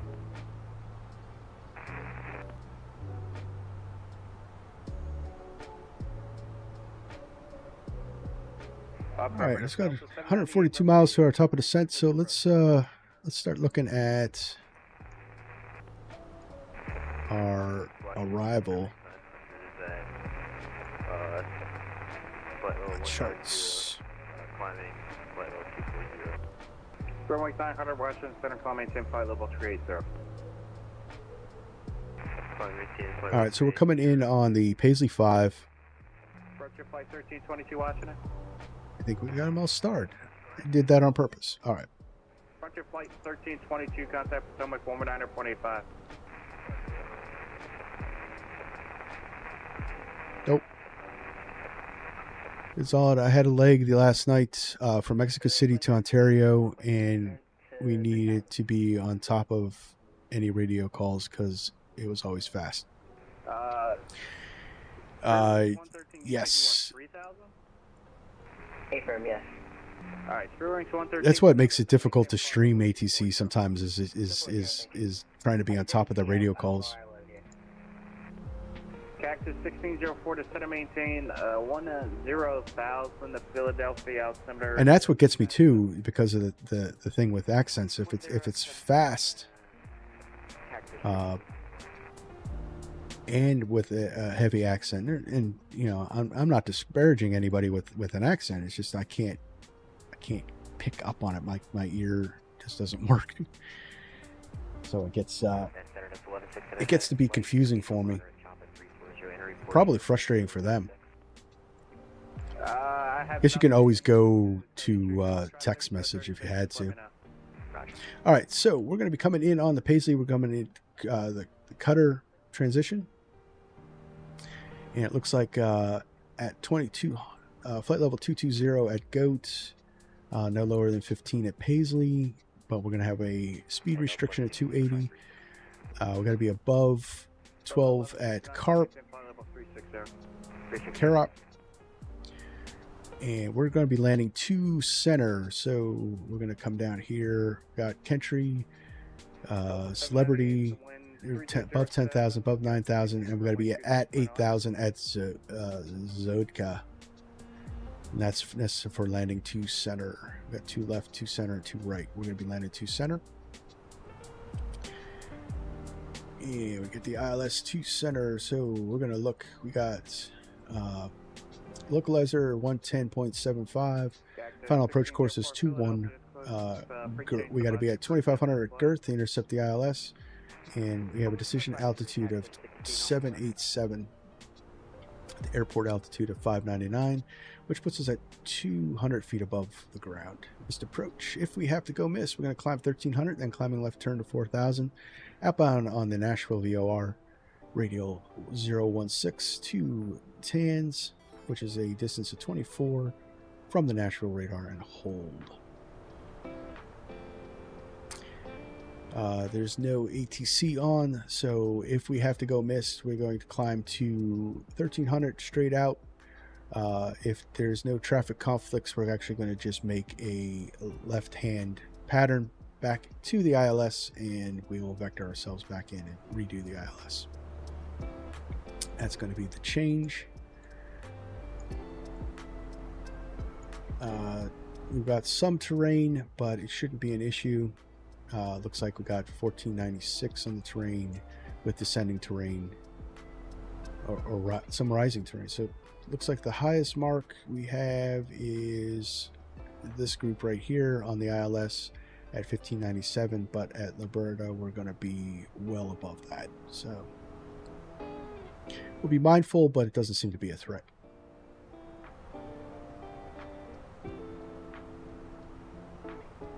All right, crew, any questions?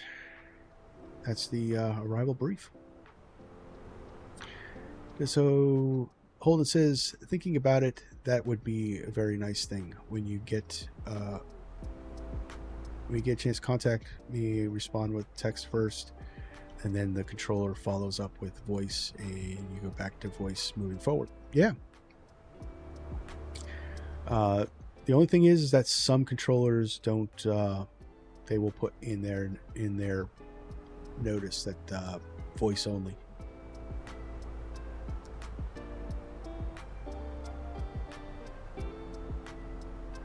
I mean, I could, I guess, get. American 333 reporting back. because I do have hearing loss. I guess I could send them. I don't know how what information they want to get on their handicap thing, but for the most time I don't need it, and it really isn't that big of an issue. So that's why I haven't done anything like that. Yeah, every contact me I've gotten has been required to use voice. Yeah, in the U.S. especially, I've seen it. Washington, good evening, Delta 376, 15 miles east of Sparta, level 300. Yeah, it's always, when they ping you, it always says contact me on blah, blah, blah, blah, blah, as soon as possible. Do not use text, voice only. With 141, Jacksonville, close the monitor advisory. VATSIM actually is going away from texts to begin with. I think they're only going to allow text messages for handicapped personnel.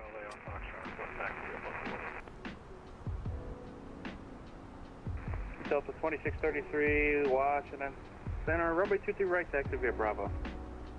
23 right, Bravo. It would be a nice rule if they could go, yeah, like treat it like a CPTLC.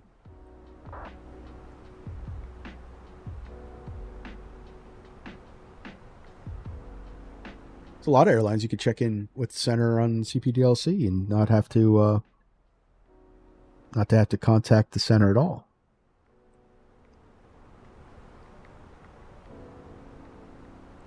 I'm assuming. I know your SimCFI could actually probably attest to that, whether they use CPDLC a lot, or is it voice?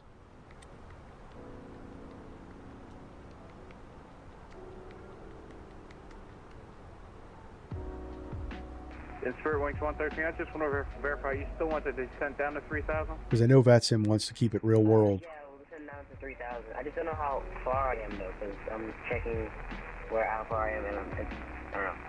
All right, so we got about, we're coming in on 80 miles to our top of the descent.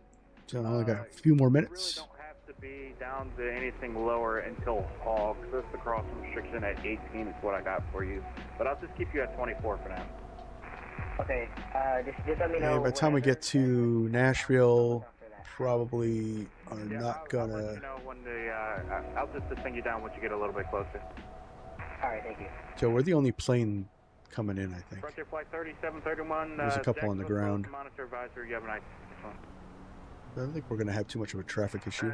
Frontier Flight 3731. United 2471 Jacksonville, close the monitor advisory. Camper 56 Jacksonville, close the monitor advisory. Did you have fun playing Deep Rock Galactic the other day? Yes, actually, I recommend that game. It's actually quite fun. So kind of, I don't know if you ever played a game called Helldivers. It's kind of like American 333, are you back? Helldivers with dwarves. American 333 to send by the Philbo 4 arrival, the Philadelphia altimeter 2978. Philbo 4 arrival 2978. Another game I've been playing that's really fun is the Indiana Jones game. It's actually been really good.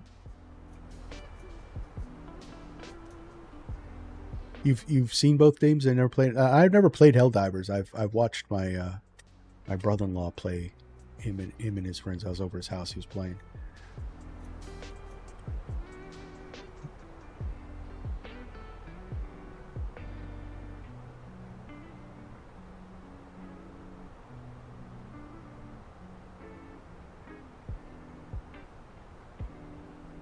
But yeah, I mean, I'm big gamer nerd, I should say, I guess. But I mean, if you look at my Steam overview for the year, the most hours, of course, is Flight Simulator. But I got Valheim and a couple of the other ones. American Truckers, American Truck Sim. 5080, you lead my airspace free change advisory Bruce here. Over to advisory, thanks for the agency. Elite Dangerous, it's another cool one. And I also run a tabletop D&D game every Friday night. Center, good morning. Southwest 2035, with you descending on the Trish 4, passing 22.5. If you're on the Trish 4, you can contact Potomac on 126.1. 126.1, thanks. Delta 2633 at the departure, you include direct Shepherd. Runway 23 right, clear for takeoff to wind 280 at 10. All right, so we got our top of the set coming in. Probably start down a little earlier.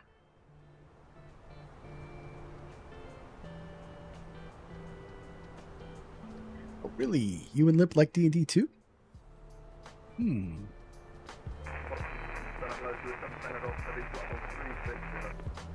Speedbird 7 Tango Golf, 5 minutes center, hello. You guys play tabletop or like Boulder's Gate or something like that?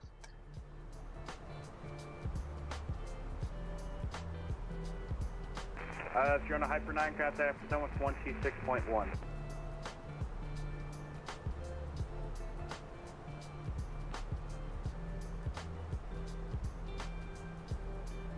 That was broken. I think that was KLM C25 checking in. So, what's the CTAF for? KLM C25, descend at pilot's discretion, maintain flight level 240.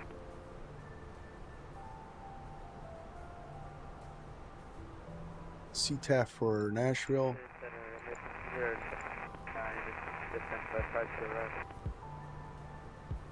118.6. Let's put that in there. 118.6.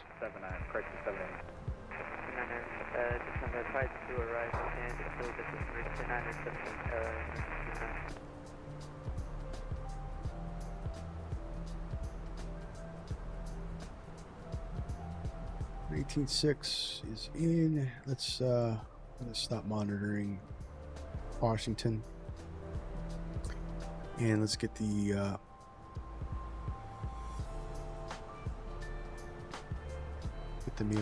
radar information. Arrival, refresh you.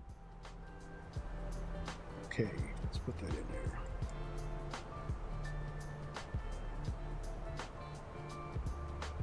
So QNH is 3027.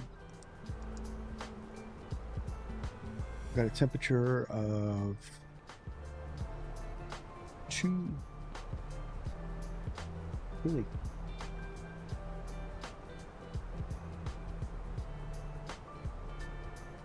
And 310 is our reference. That's not too bad.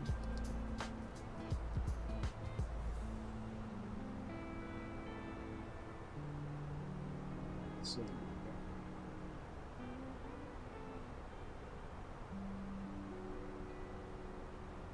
all right, so our approach page is all set up.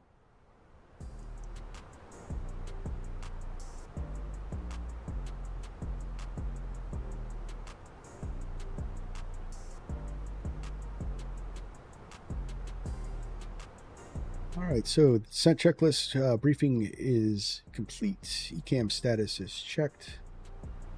Seatbelts are... We'll turn them on when we get closer. Let's see, MDA is set. Engine mode selector is normal. And barrel ref will... So they kind of combined it on this checklist. Right, this is kind of a below 18,000 kind of checklist instead of descent checklist.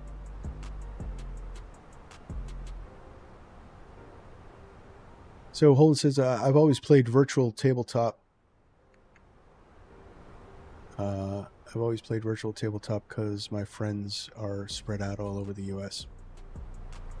Yeah, so we actually have a... let's see, I got an auto ATC message. Oh, okay. Is the virtual center. Yeah, so actually I have 3 of my friends we play Invisible. The 4th player is actually, he used to live near us, and he moved to Winnipeg. So we use Discord. He comes in on the games from Winnipeg on Discord.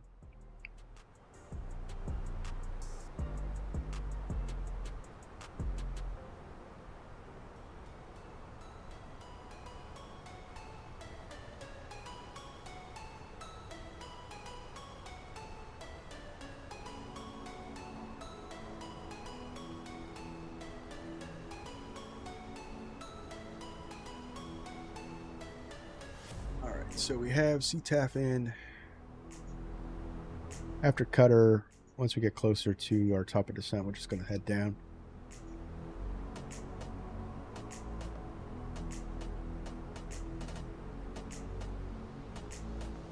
Are you the DM? Yep. I am the DM. I only do homebrew campaigns. I tried doing the pre-made ones and didn't have the greatest experience. So yeah, I build my own campaign worlds. I've been playing Dungeons and Dragons since Advanced Dungeons and Dragons First Edition. So mid 80s.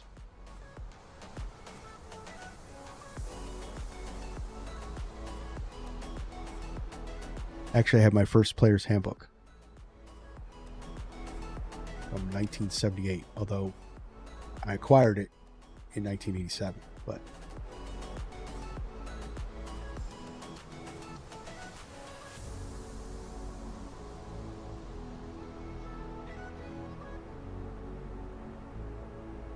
all right, so we're going to start descent. So let's kill the music. We're all briefed. We're ready to go. Fingers crossed for a good landing. That's really cool. I didn't start playing until 2015. So you were 5th edition then, right out of the gate. 5th edition was a good edition. Not too keen on 6th on the new one. 4th, we don't talk about the 4th edition. The greatest version of Dungeons and Dragons was 2nd edition in my book.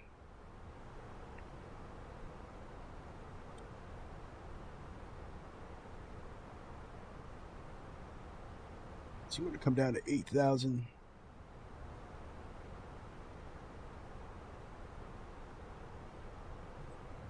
Just start down. Manage descent. It should command 1,000 feet per minute until we intercept. It's not as abrupt.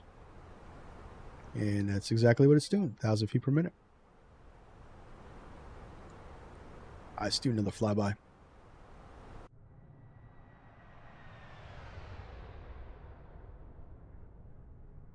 That looks so cool. That livery definitely works.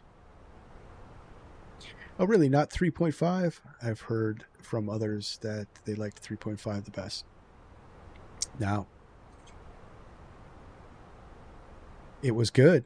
Version 3 and 3.5 were good, but they were the most. That's when the whole they started getting a little crazy with modifiers, which really bogged the game down. What makes 5th edition so good is the lack of modifiers. Actually, the pace is much faster.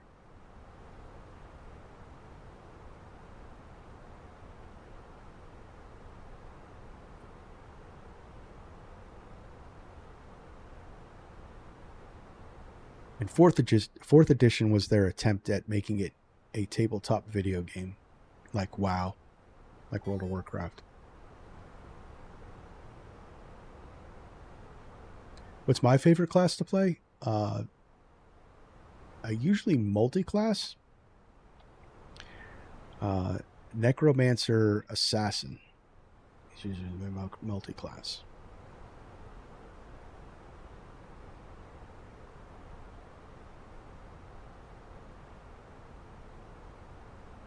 A little speed brake.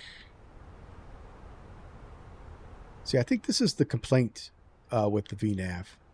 Because in order to catch up to our descent path, it's commanding 4,500 feet per minute.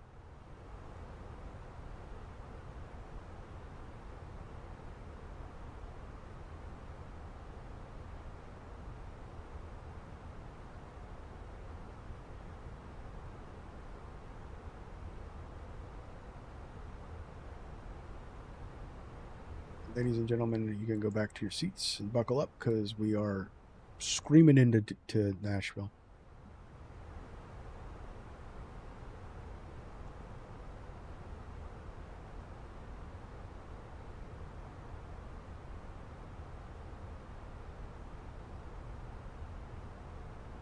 Yeah, see, I think the VNAV's a little off.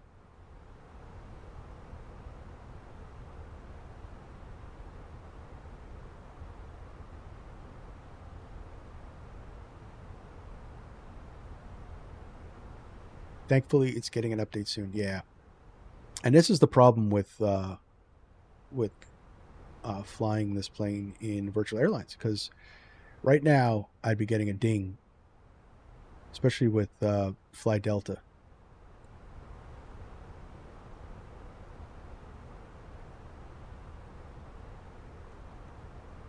Bring that in now.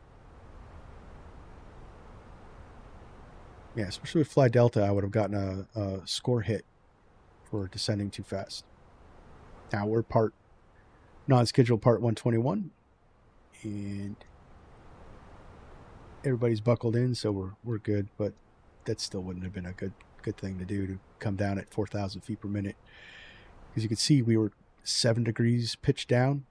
That would have been noticeable. People would have felt that.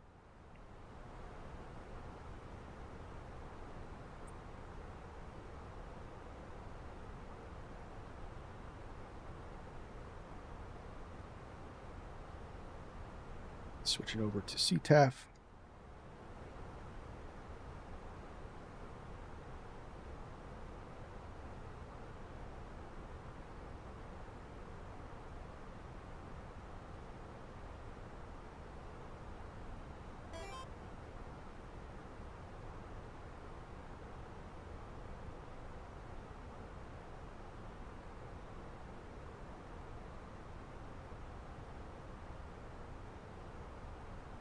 Have you flown the A300 yet? Yeah, actually. If you want, you can check out. There's a couple of I have a couple videos on the channel with the A300.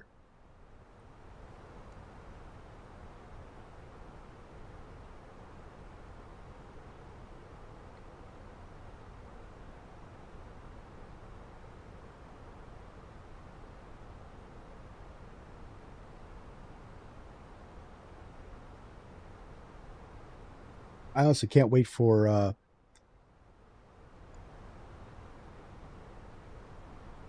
Gus Flight's A300. I am a nut for the classics, and have an A300 INS with a flight engineers panel. Yeah.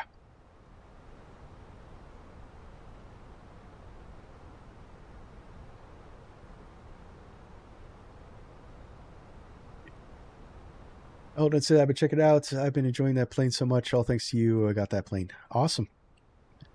Yeah, it's a fun plane to fly, and you're very welcome. But really, the thanks is to Limp, because he's the one that won it. But yeah, I'm glad you were able to get something from any builds that you're enjoying. That's awesome. That's why I did it. That makes me happy.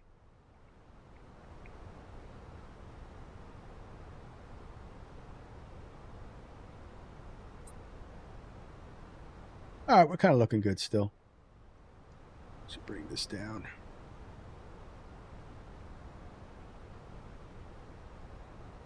We're below path, actually, because we came down like a stone.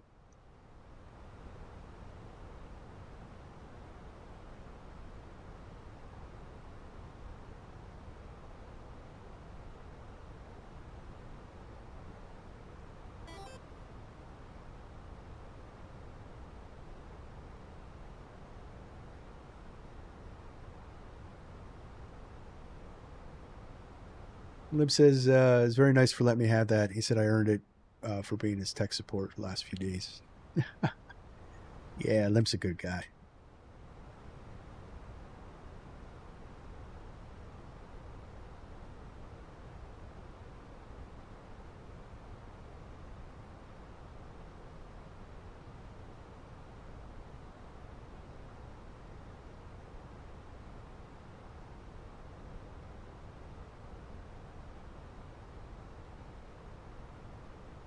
All right, so we're back on 1,000 feet per minute. So it's going to keep us at 1,000 feet per minute until we connect up with our top of descent.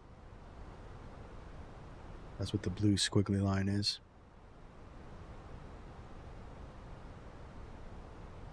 All right, now we can run the approach checklist.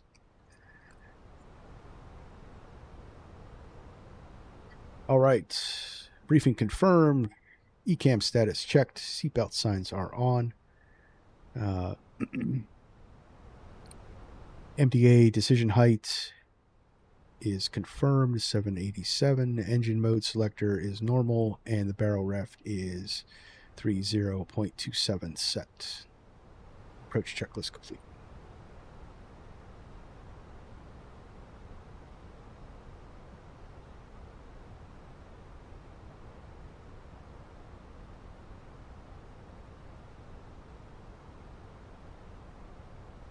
And we should have nice clear weather for a nice visual approach into Nashville.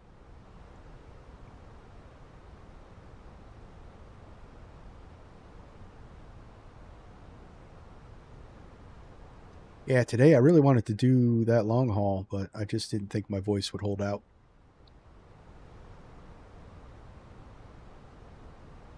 For a 6-hour flight.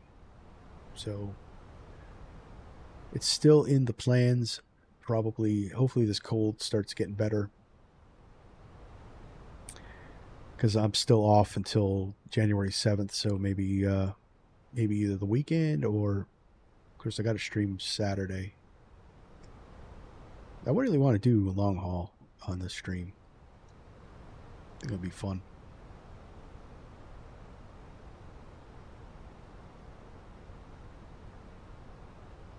Tomorrow's streams are pressure tests. We're going to do the Lear into LaGuardia on New Year's Eve.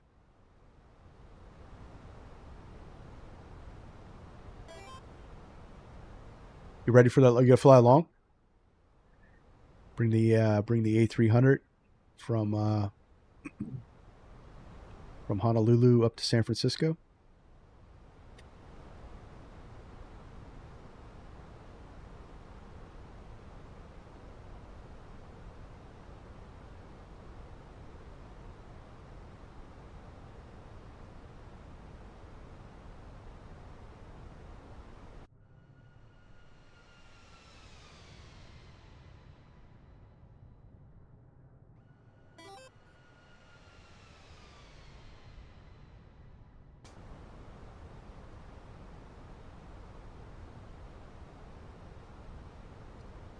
I'm going to try either that or I'm going to be getting the 350 in the next couple of days. The 350 with all its updates now is nice. I don't know how good it is in 2020 because I haven't had 2020 in a while, but it's definitely got, you know, really stable in 2024. So I can only imagine that it works really well in 2020 as too. So that is a really nice one.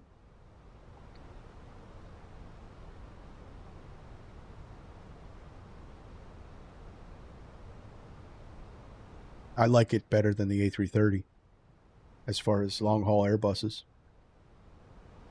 But not quite as fun as the A340 though. I really do like the A340. There's just no real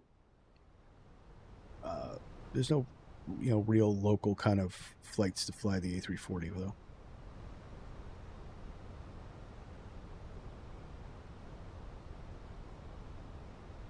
Especially in the US.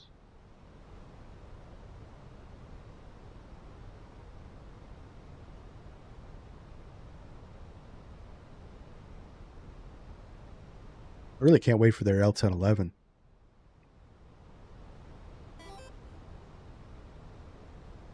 Yeah, me and Limp tried the A330, and I wish they would run some more updates to it for forums. Yeah, it needs work.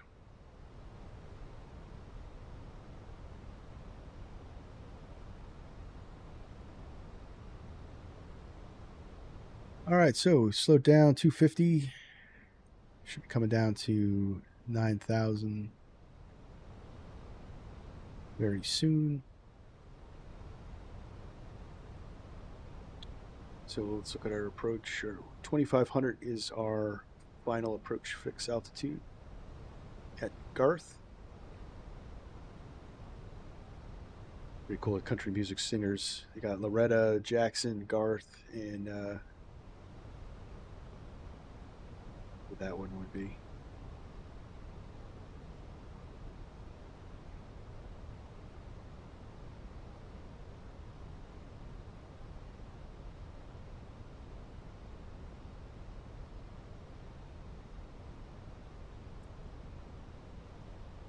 I like how they do the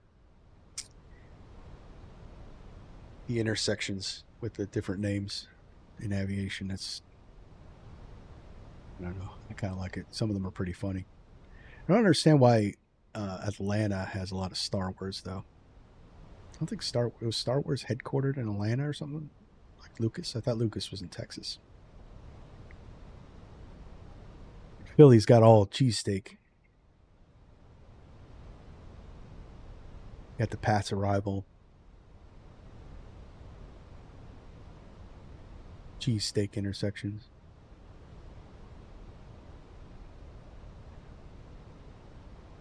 All right, we passed 10,000. We could turn on the lights.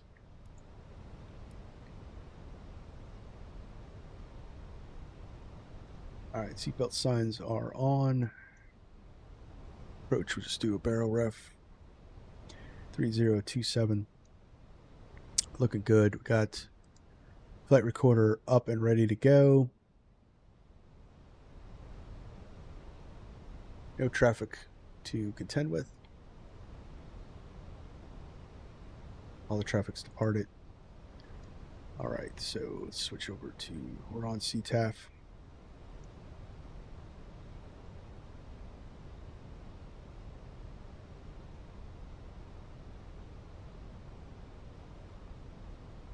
Nashville traffic, Tracer 556, passing Zotka at 8,000, planning on the ILS 2 center approach for Nashville.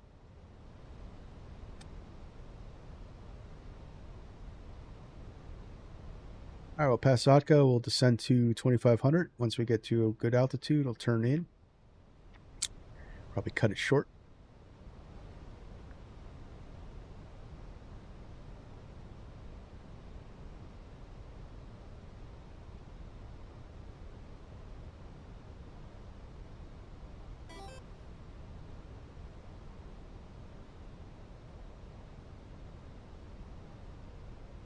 Put my control cam up. Let's see. When I've been having problems with the cameras. To check on that. Camera's up. Let's see if my face cam starts flashing. All right, so flaps 1.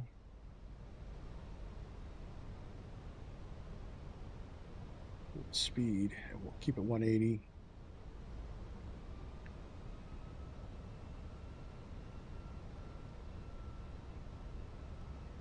And we'll put it flaps 2. Send down to 2,500.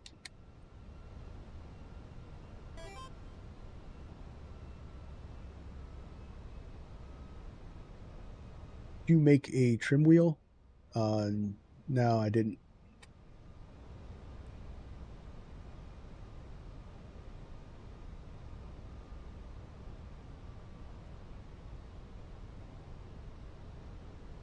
That's my bait. Which you're probably seeing. Yeah, there's nothing here.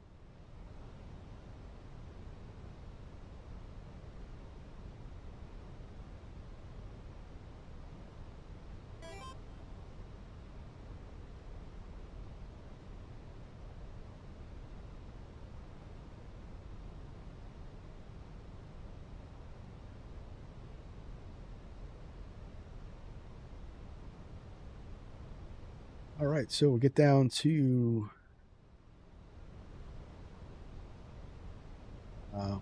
around 4,000, and we'll turn into on Loretta.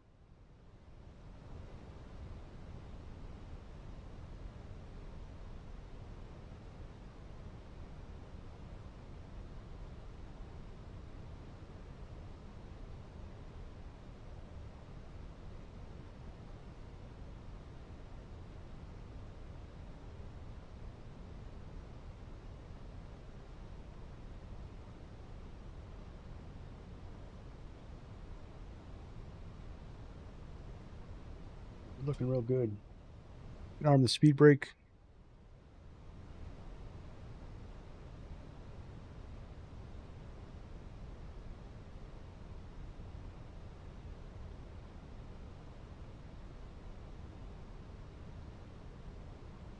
Let's go.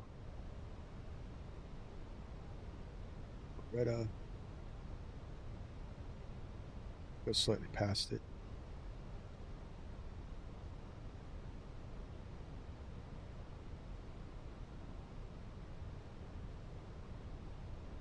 Want to turn in on an angle.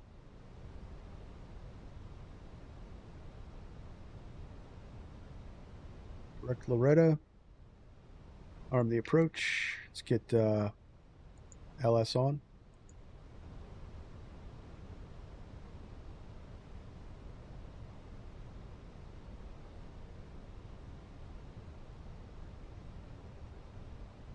Nashville traffic, Tracer 556.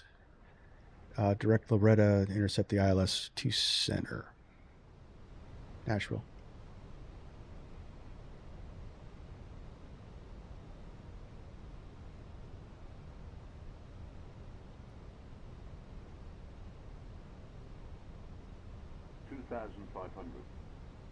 Radar altimeter live.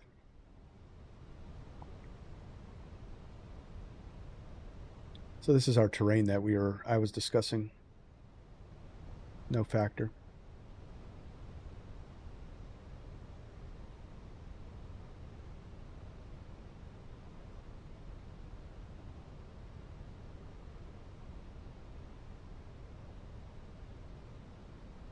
I would just keep our speed up.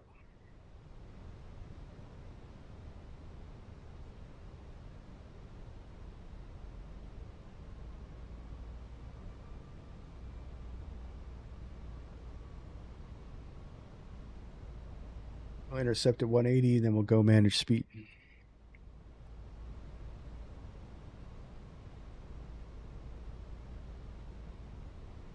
Be able to... There's that tower that we were looking at on the chart.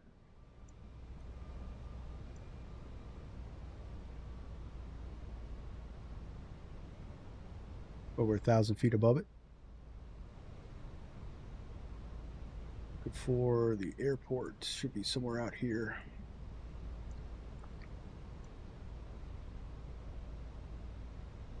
Oak Star.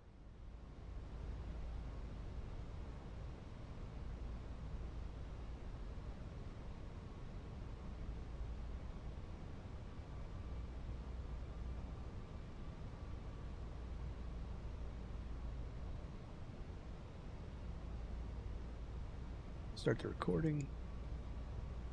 That way you don't have to worry about it.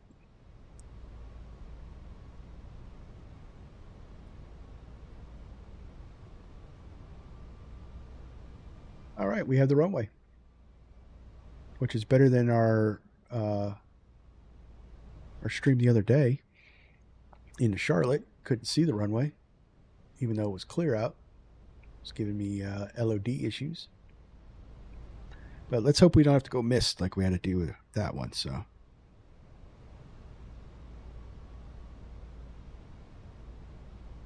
all right. So we're on the ILS, manage speed. You're down.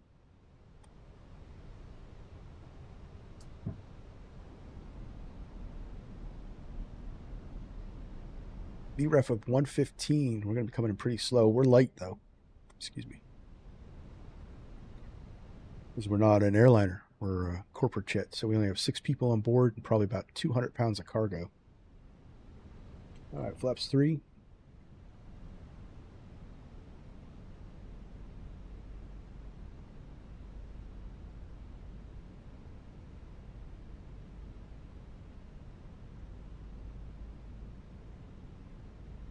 Glide slope coming in.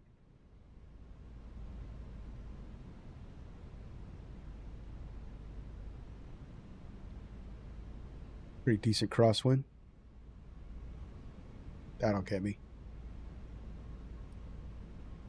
All right, 1 dot above. Go flaps full.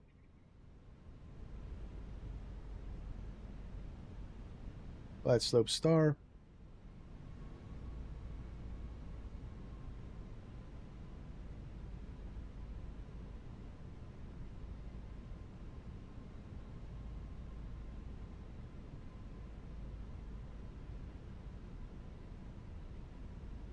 Nashville traffic tracer 556 established from the ILS runway 2 center.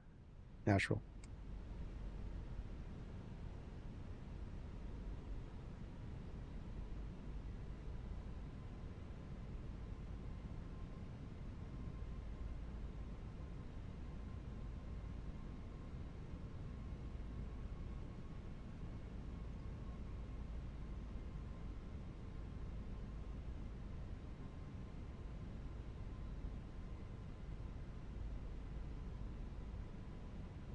All right, that's glide slope capture.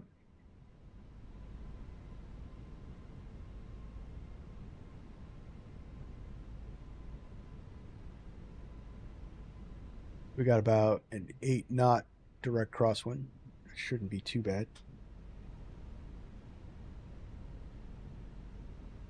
But we'll see.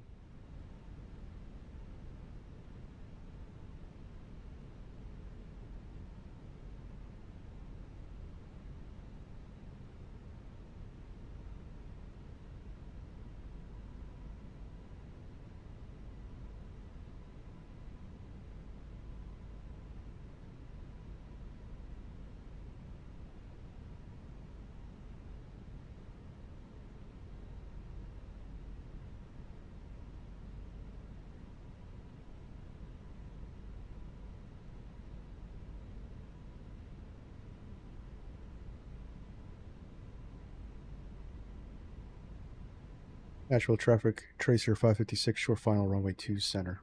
Nashville.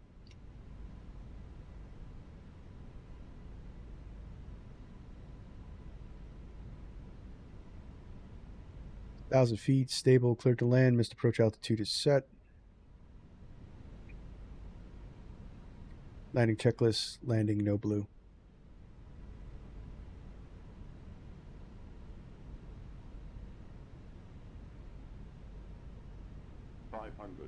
$500 feet check. 400.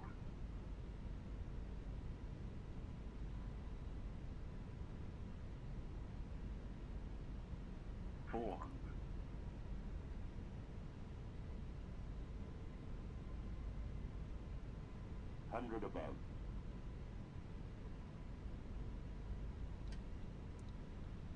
My plane. Minimum Continue. 200.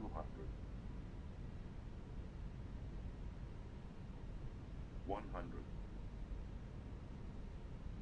50. 40. 30. 20. Retard. 10. 5.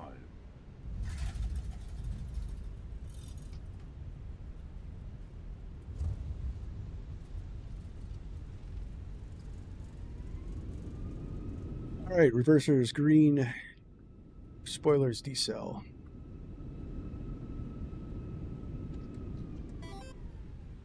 Looks like 333.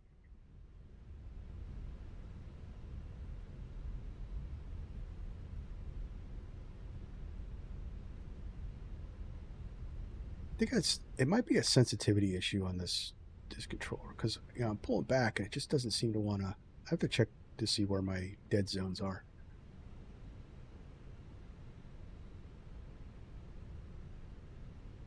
Nashville traffic tracer 556 clear the active.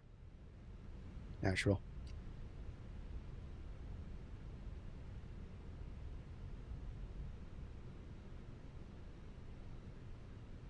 Yeah, I don't know. We'll take a look at it. All right, so let's see. Get the recording off. Stop you. Clean up the plane. Landing lights could come off. Strobes could come off. Lights could come off. Got LS is off. We got predictive wind shear can come off. And weather radar. And we'll bring the flaps up.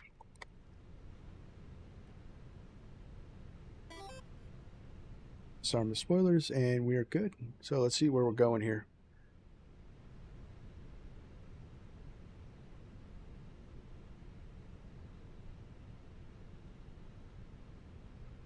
All right.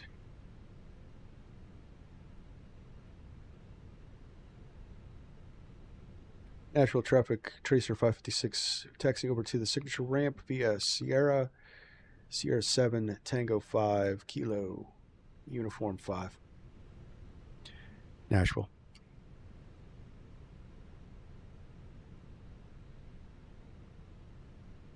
I wonder for the 319 if you were supposed to cut the power lower than 30.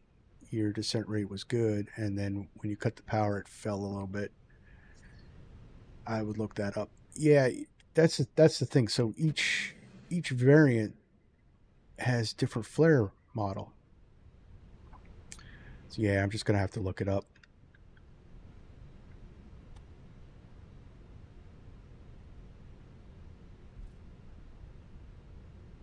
Keep grabbing the wrong throttles. I should have taken these off. Keep grabbing my Bravo throttles.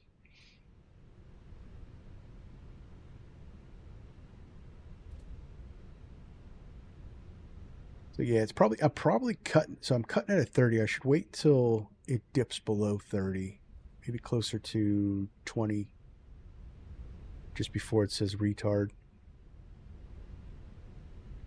I know I know it's user error. I know it's not this. I know it's not Fenix. Although people are complaining about Fenix's flare logic, I think it's if you believe the real world pilots versus the sim pilots, I would go with the real world guys, and they say that it's on. So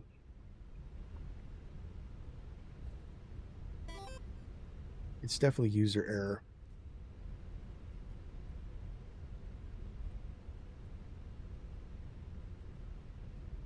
Anything that's not a bouncing isn't is good in my book. Yeah, I mean, the 330 isn't terrible. It's a little stiff. I mean, this plane could land at 800 feet per minute. So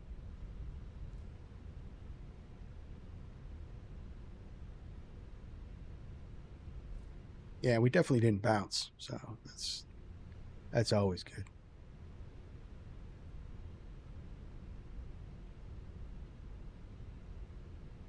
All right, so we got Sierra 7 up here. So a fairly large airport.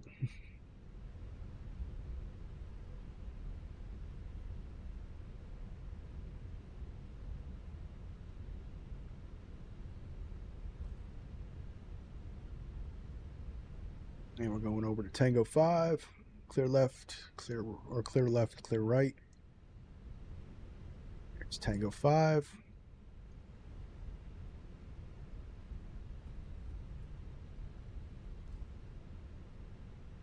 Whipping it around like Speed Racer here.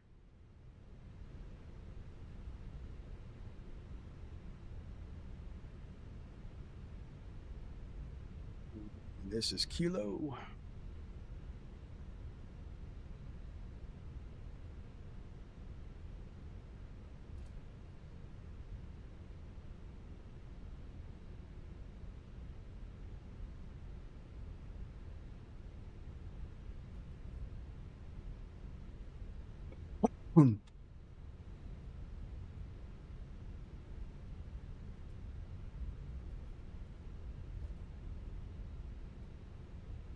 Uniform 5.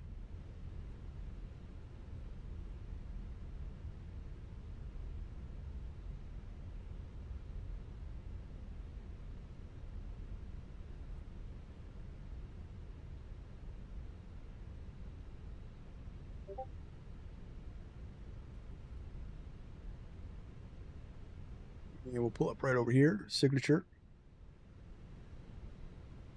Guarantee you we're the biggest plane you've had today.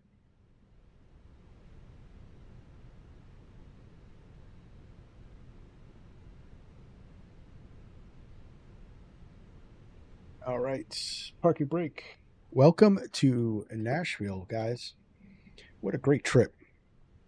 What a great trip.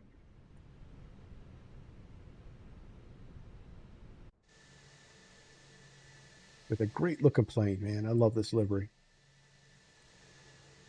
Love this livery.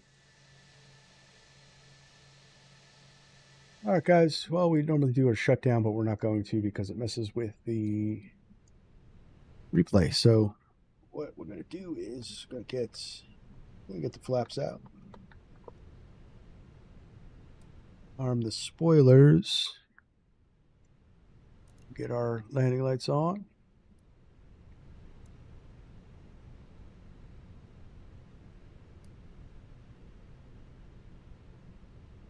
We'll check out the landing.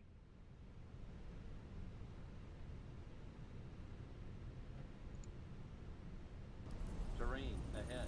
Pull up.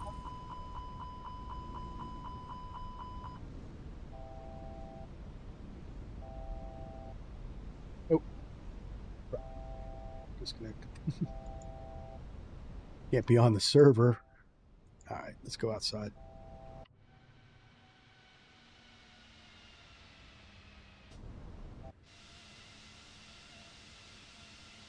Pause you, run you forward.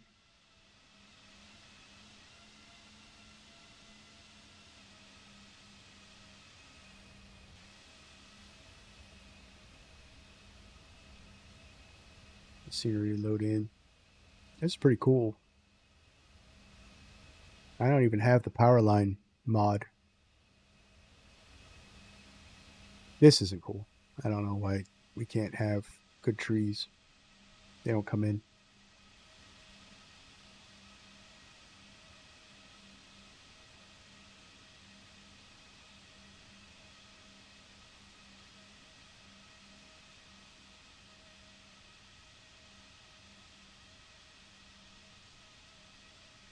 Grabbed into the wind. Yeah, we did come in hard.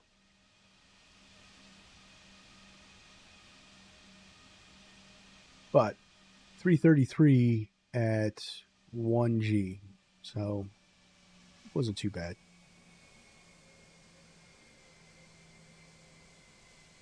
But I like that. We're gonna look at that again because that was a nice crab into the wind. I actually give myself that one. All right, zoom replay. Look at that. Boom. Brought the nose around.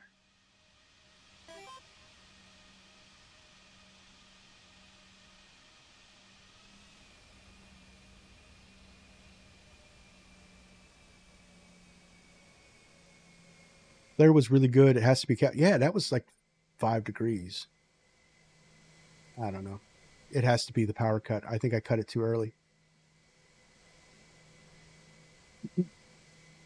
All right, guys. I'm going to run that back. It's going to be the stream. I want to thank everybody who joined along. Special thanks to people in the chat. That was great conversation. We had EarSim CFI. Holden was there. We had Jose Garcia. That was great. I love you guys when you come into the chat. It makes the flight that much more fun. And yeah, so stream tomorrow, same time, 12:30. We're going to take the Learjet into LaGuardia for a New Year's Eve. So I hope to see you guys there. And Jose said, awesome stream as always. I hope you have a great rest of your day today. I can't wait for the next one. Thanks for coming along. Really do appreciate you guys. You guys make the channel. So if you haven't already, hit that subscribe button, hit that like button. It helps out the channel immensely. And yeah, so on to the next one, guys. This is Virtual Flight Diaries. My name is John, and see you guys tomorrow.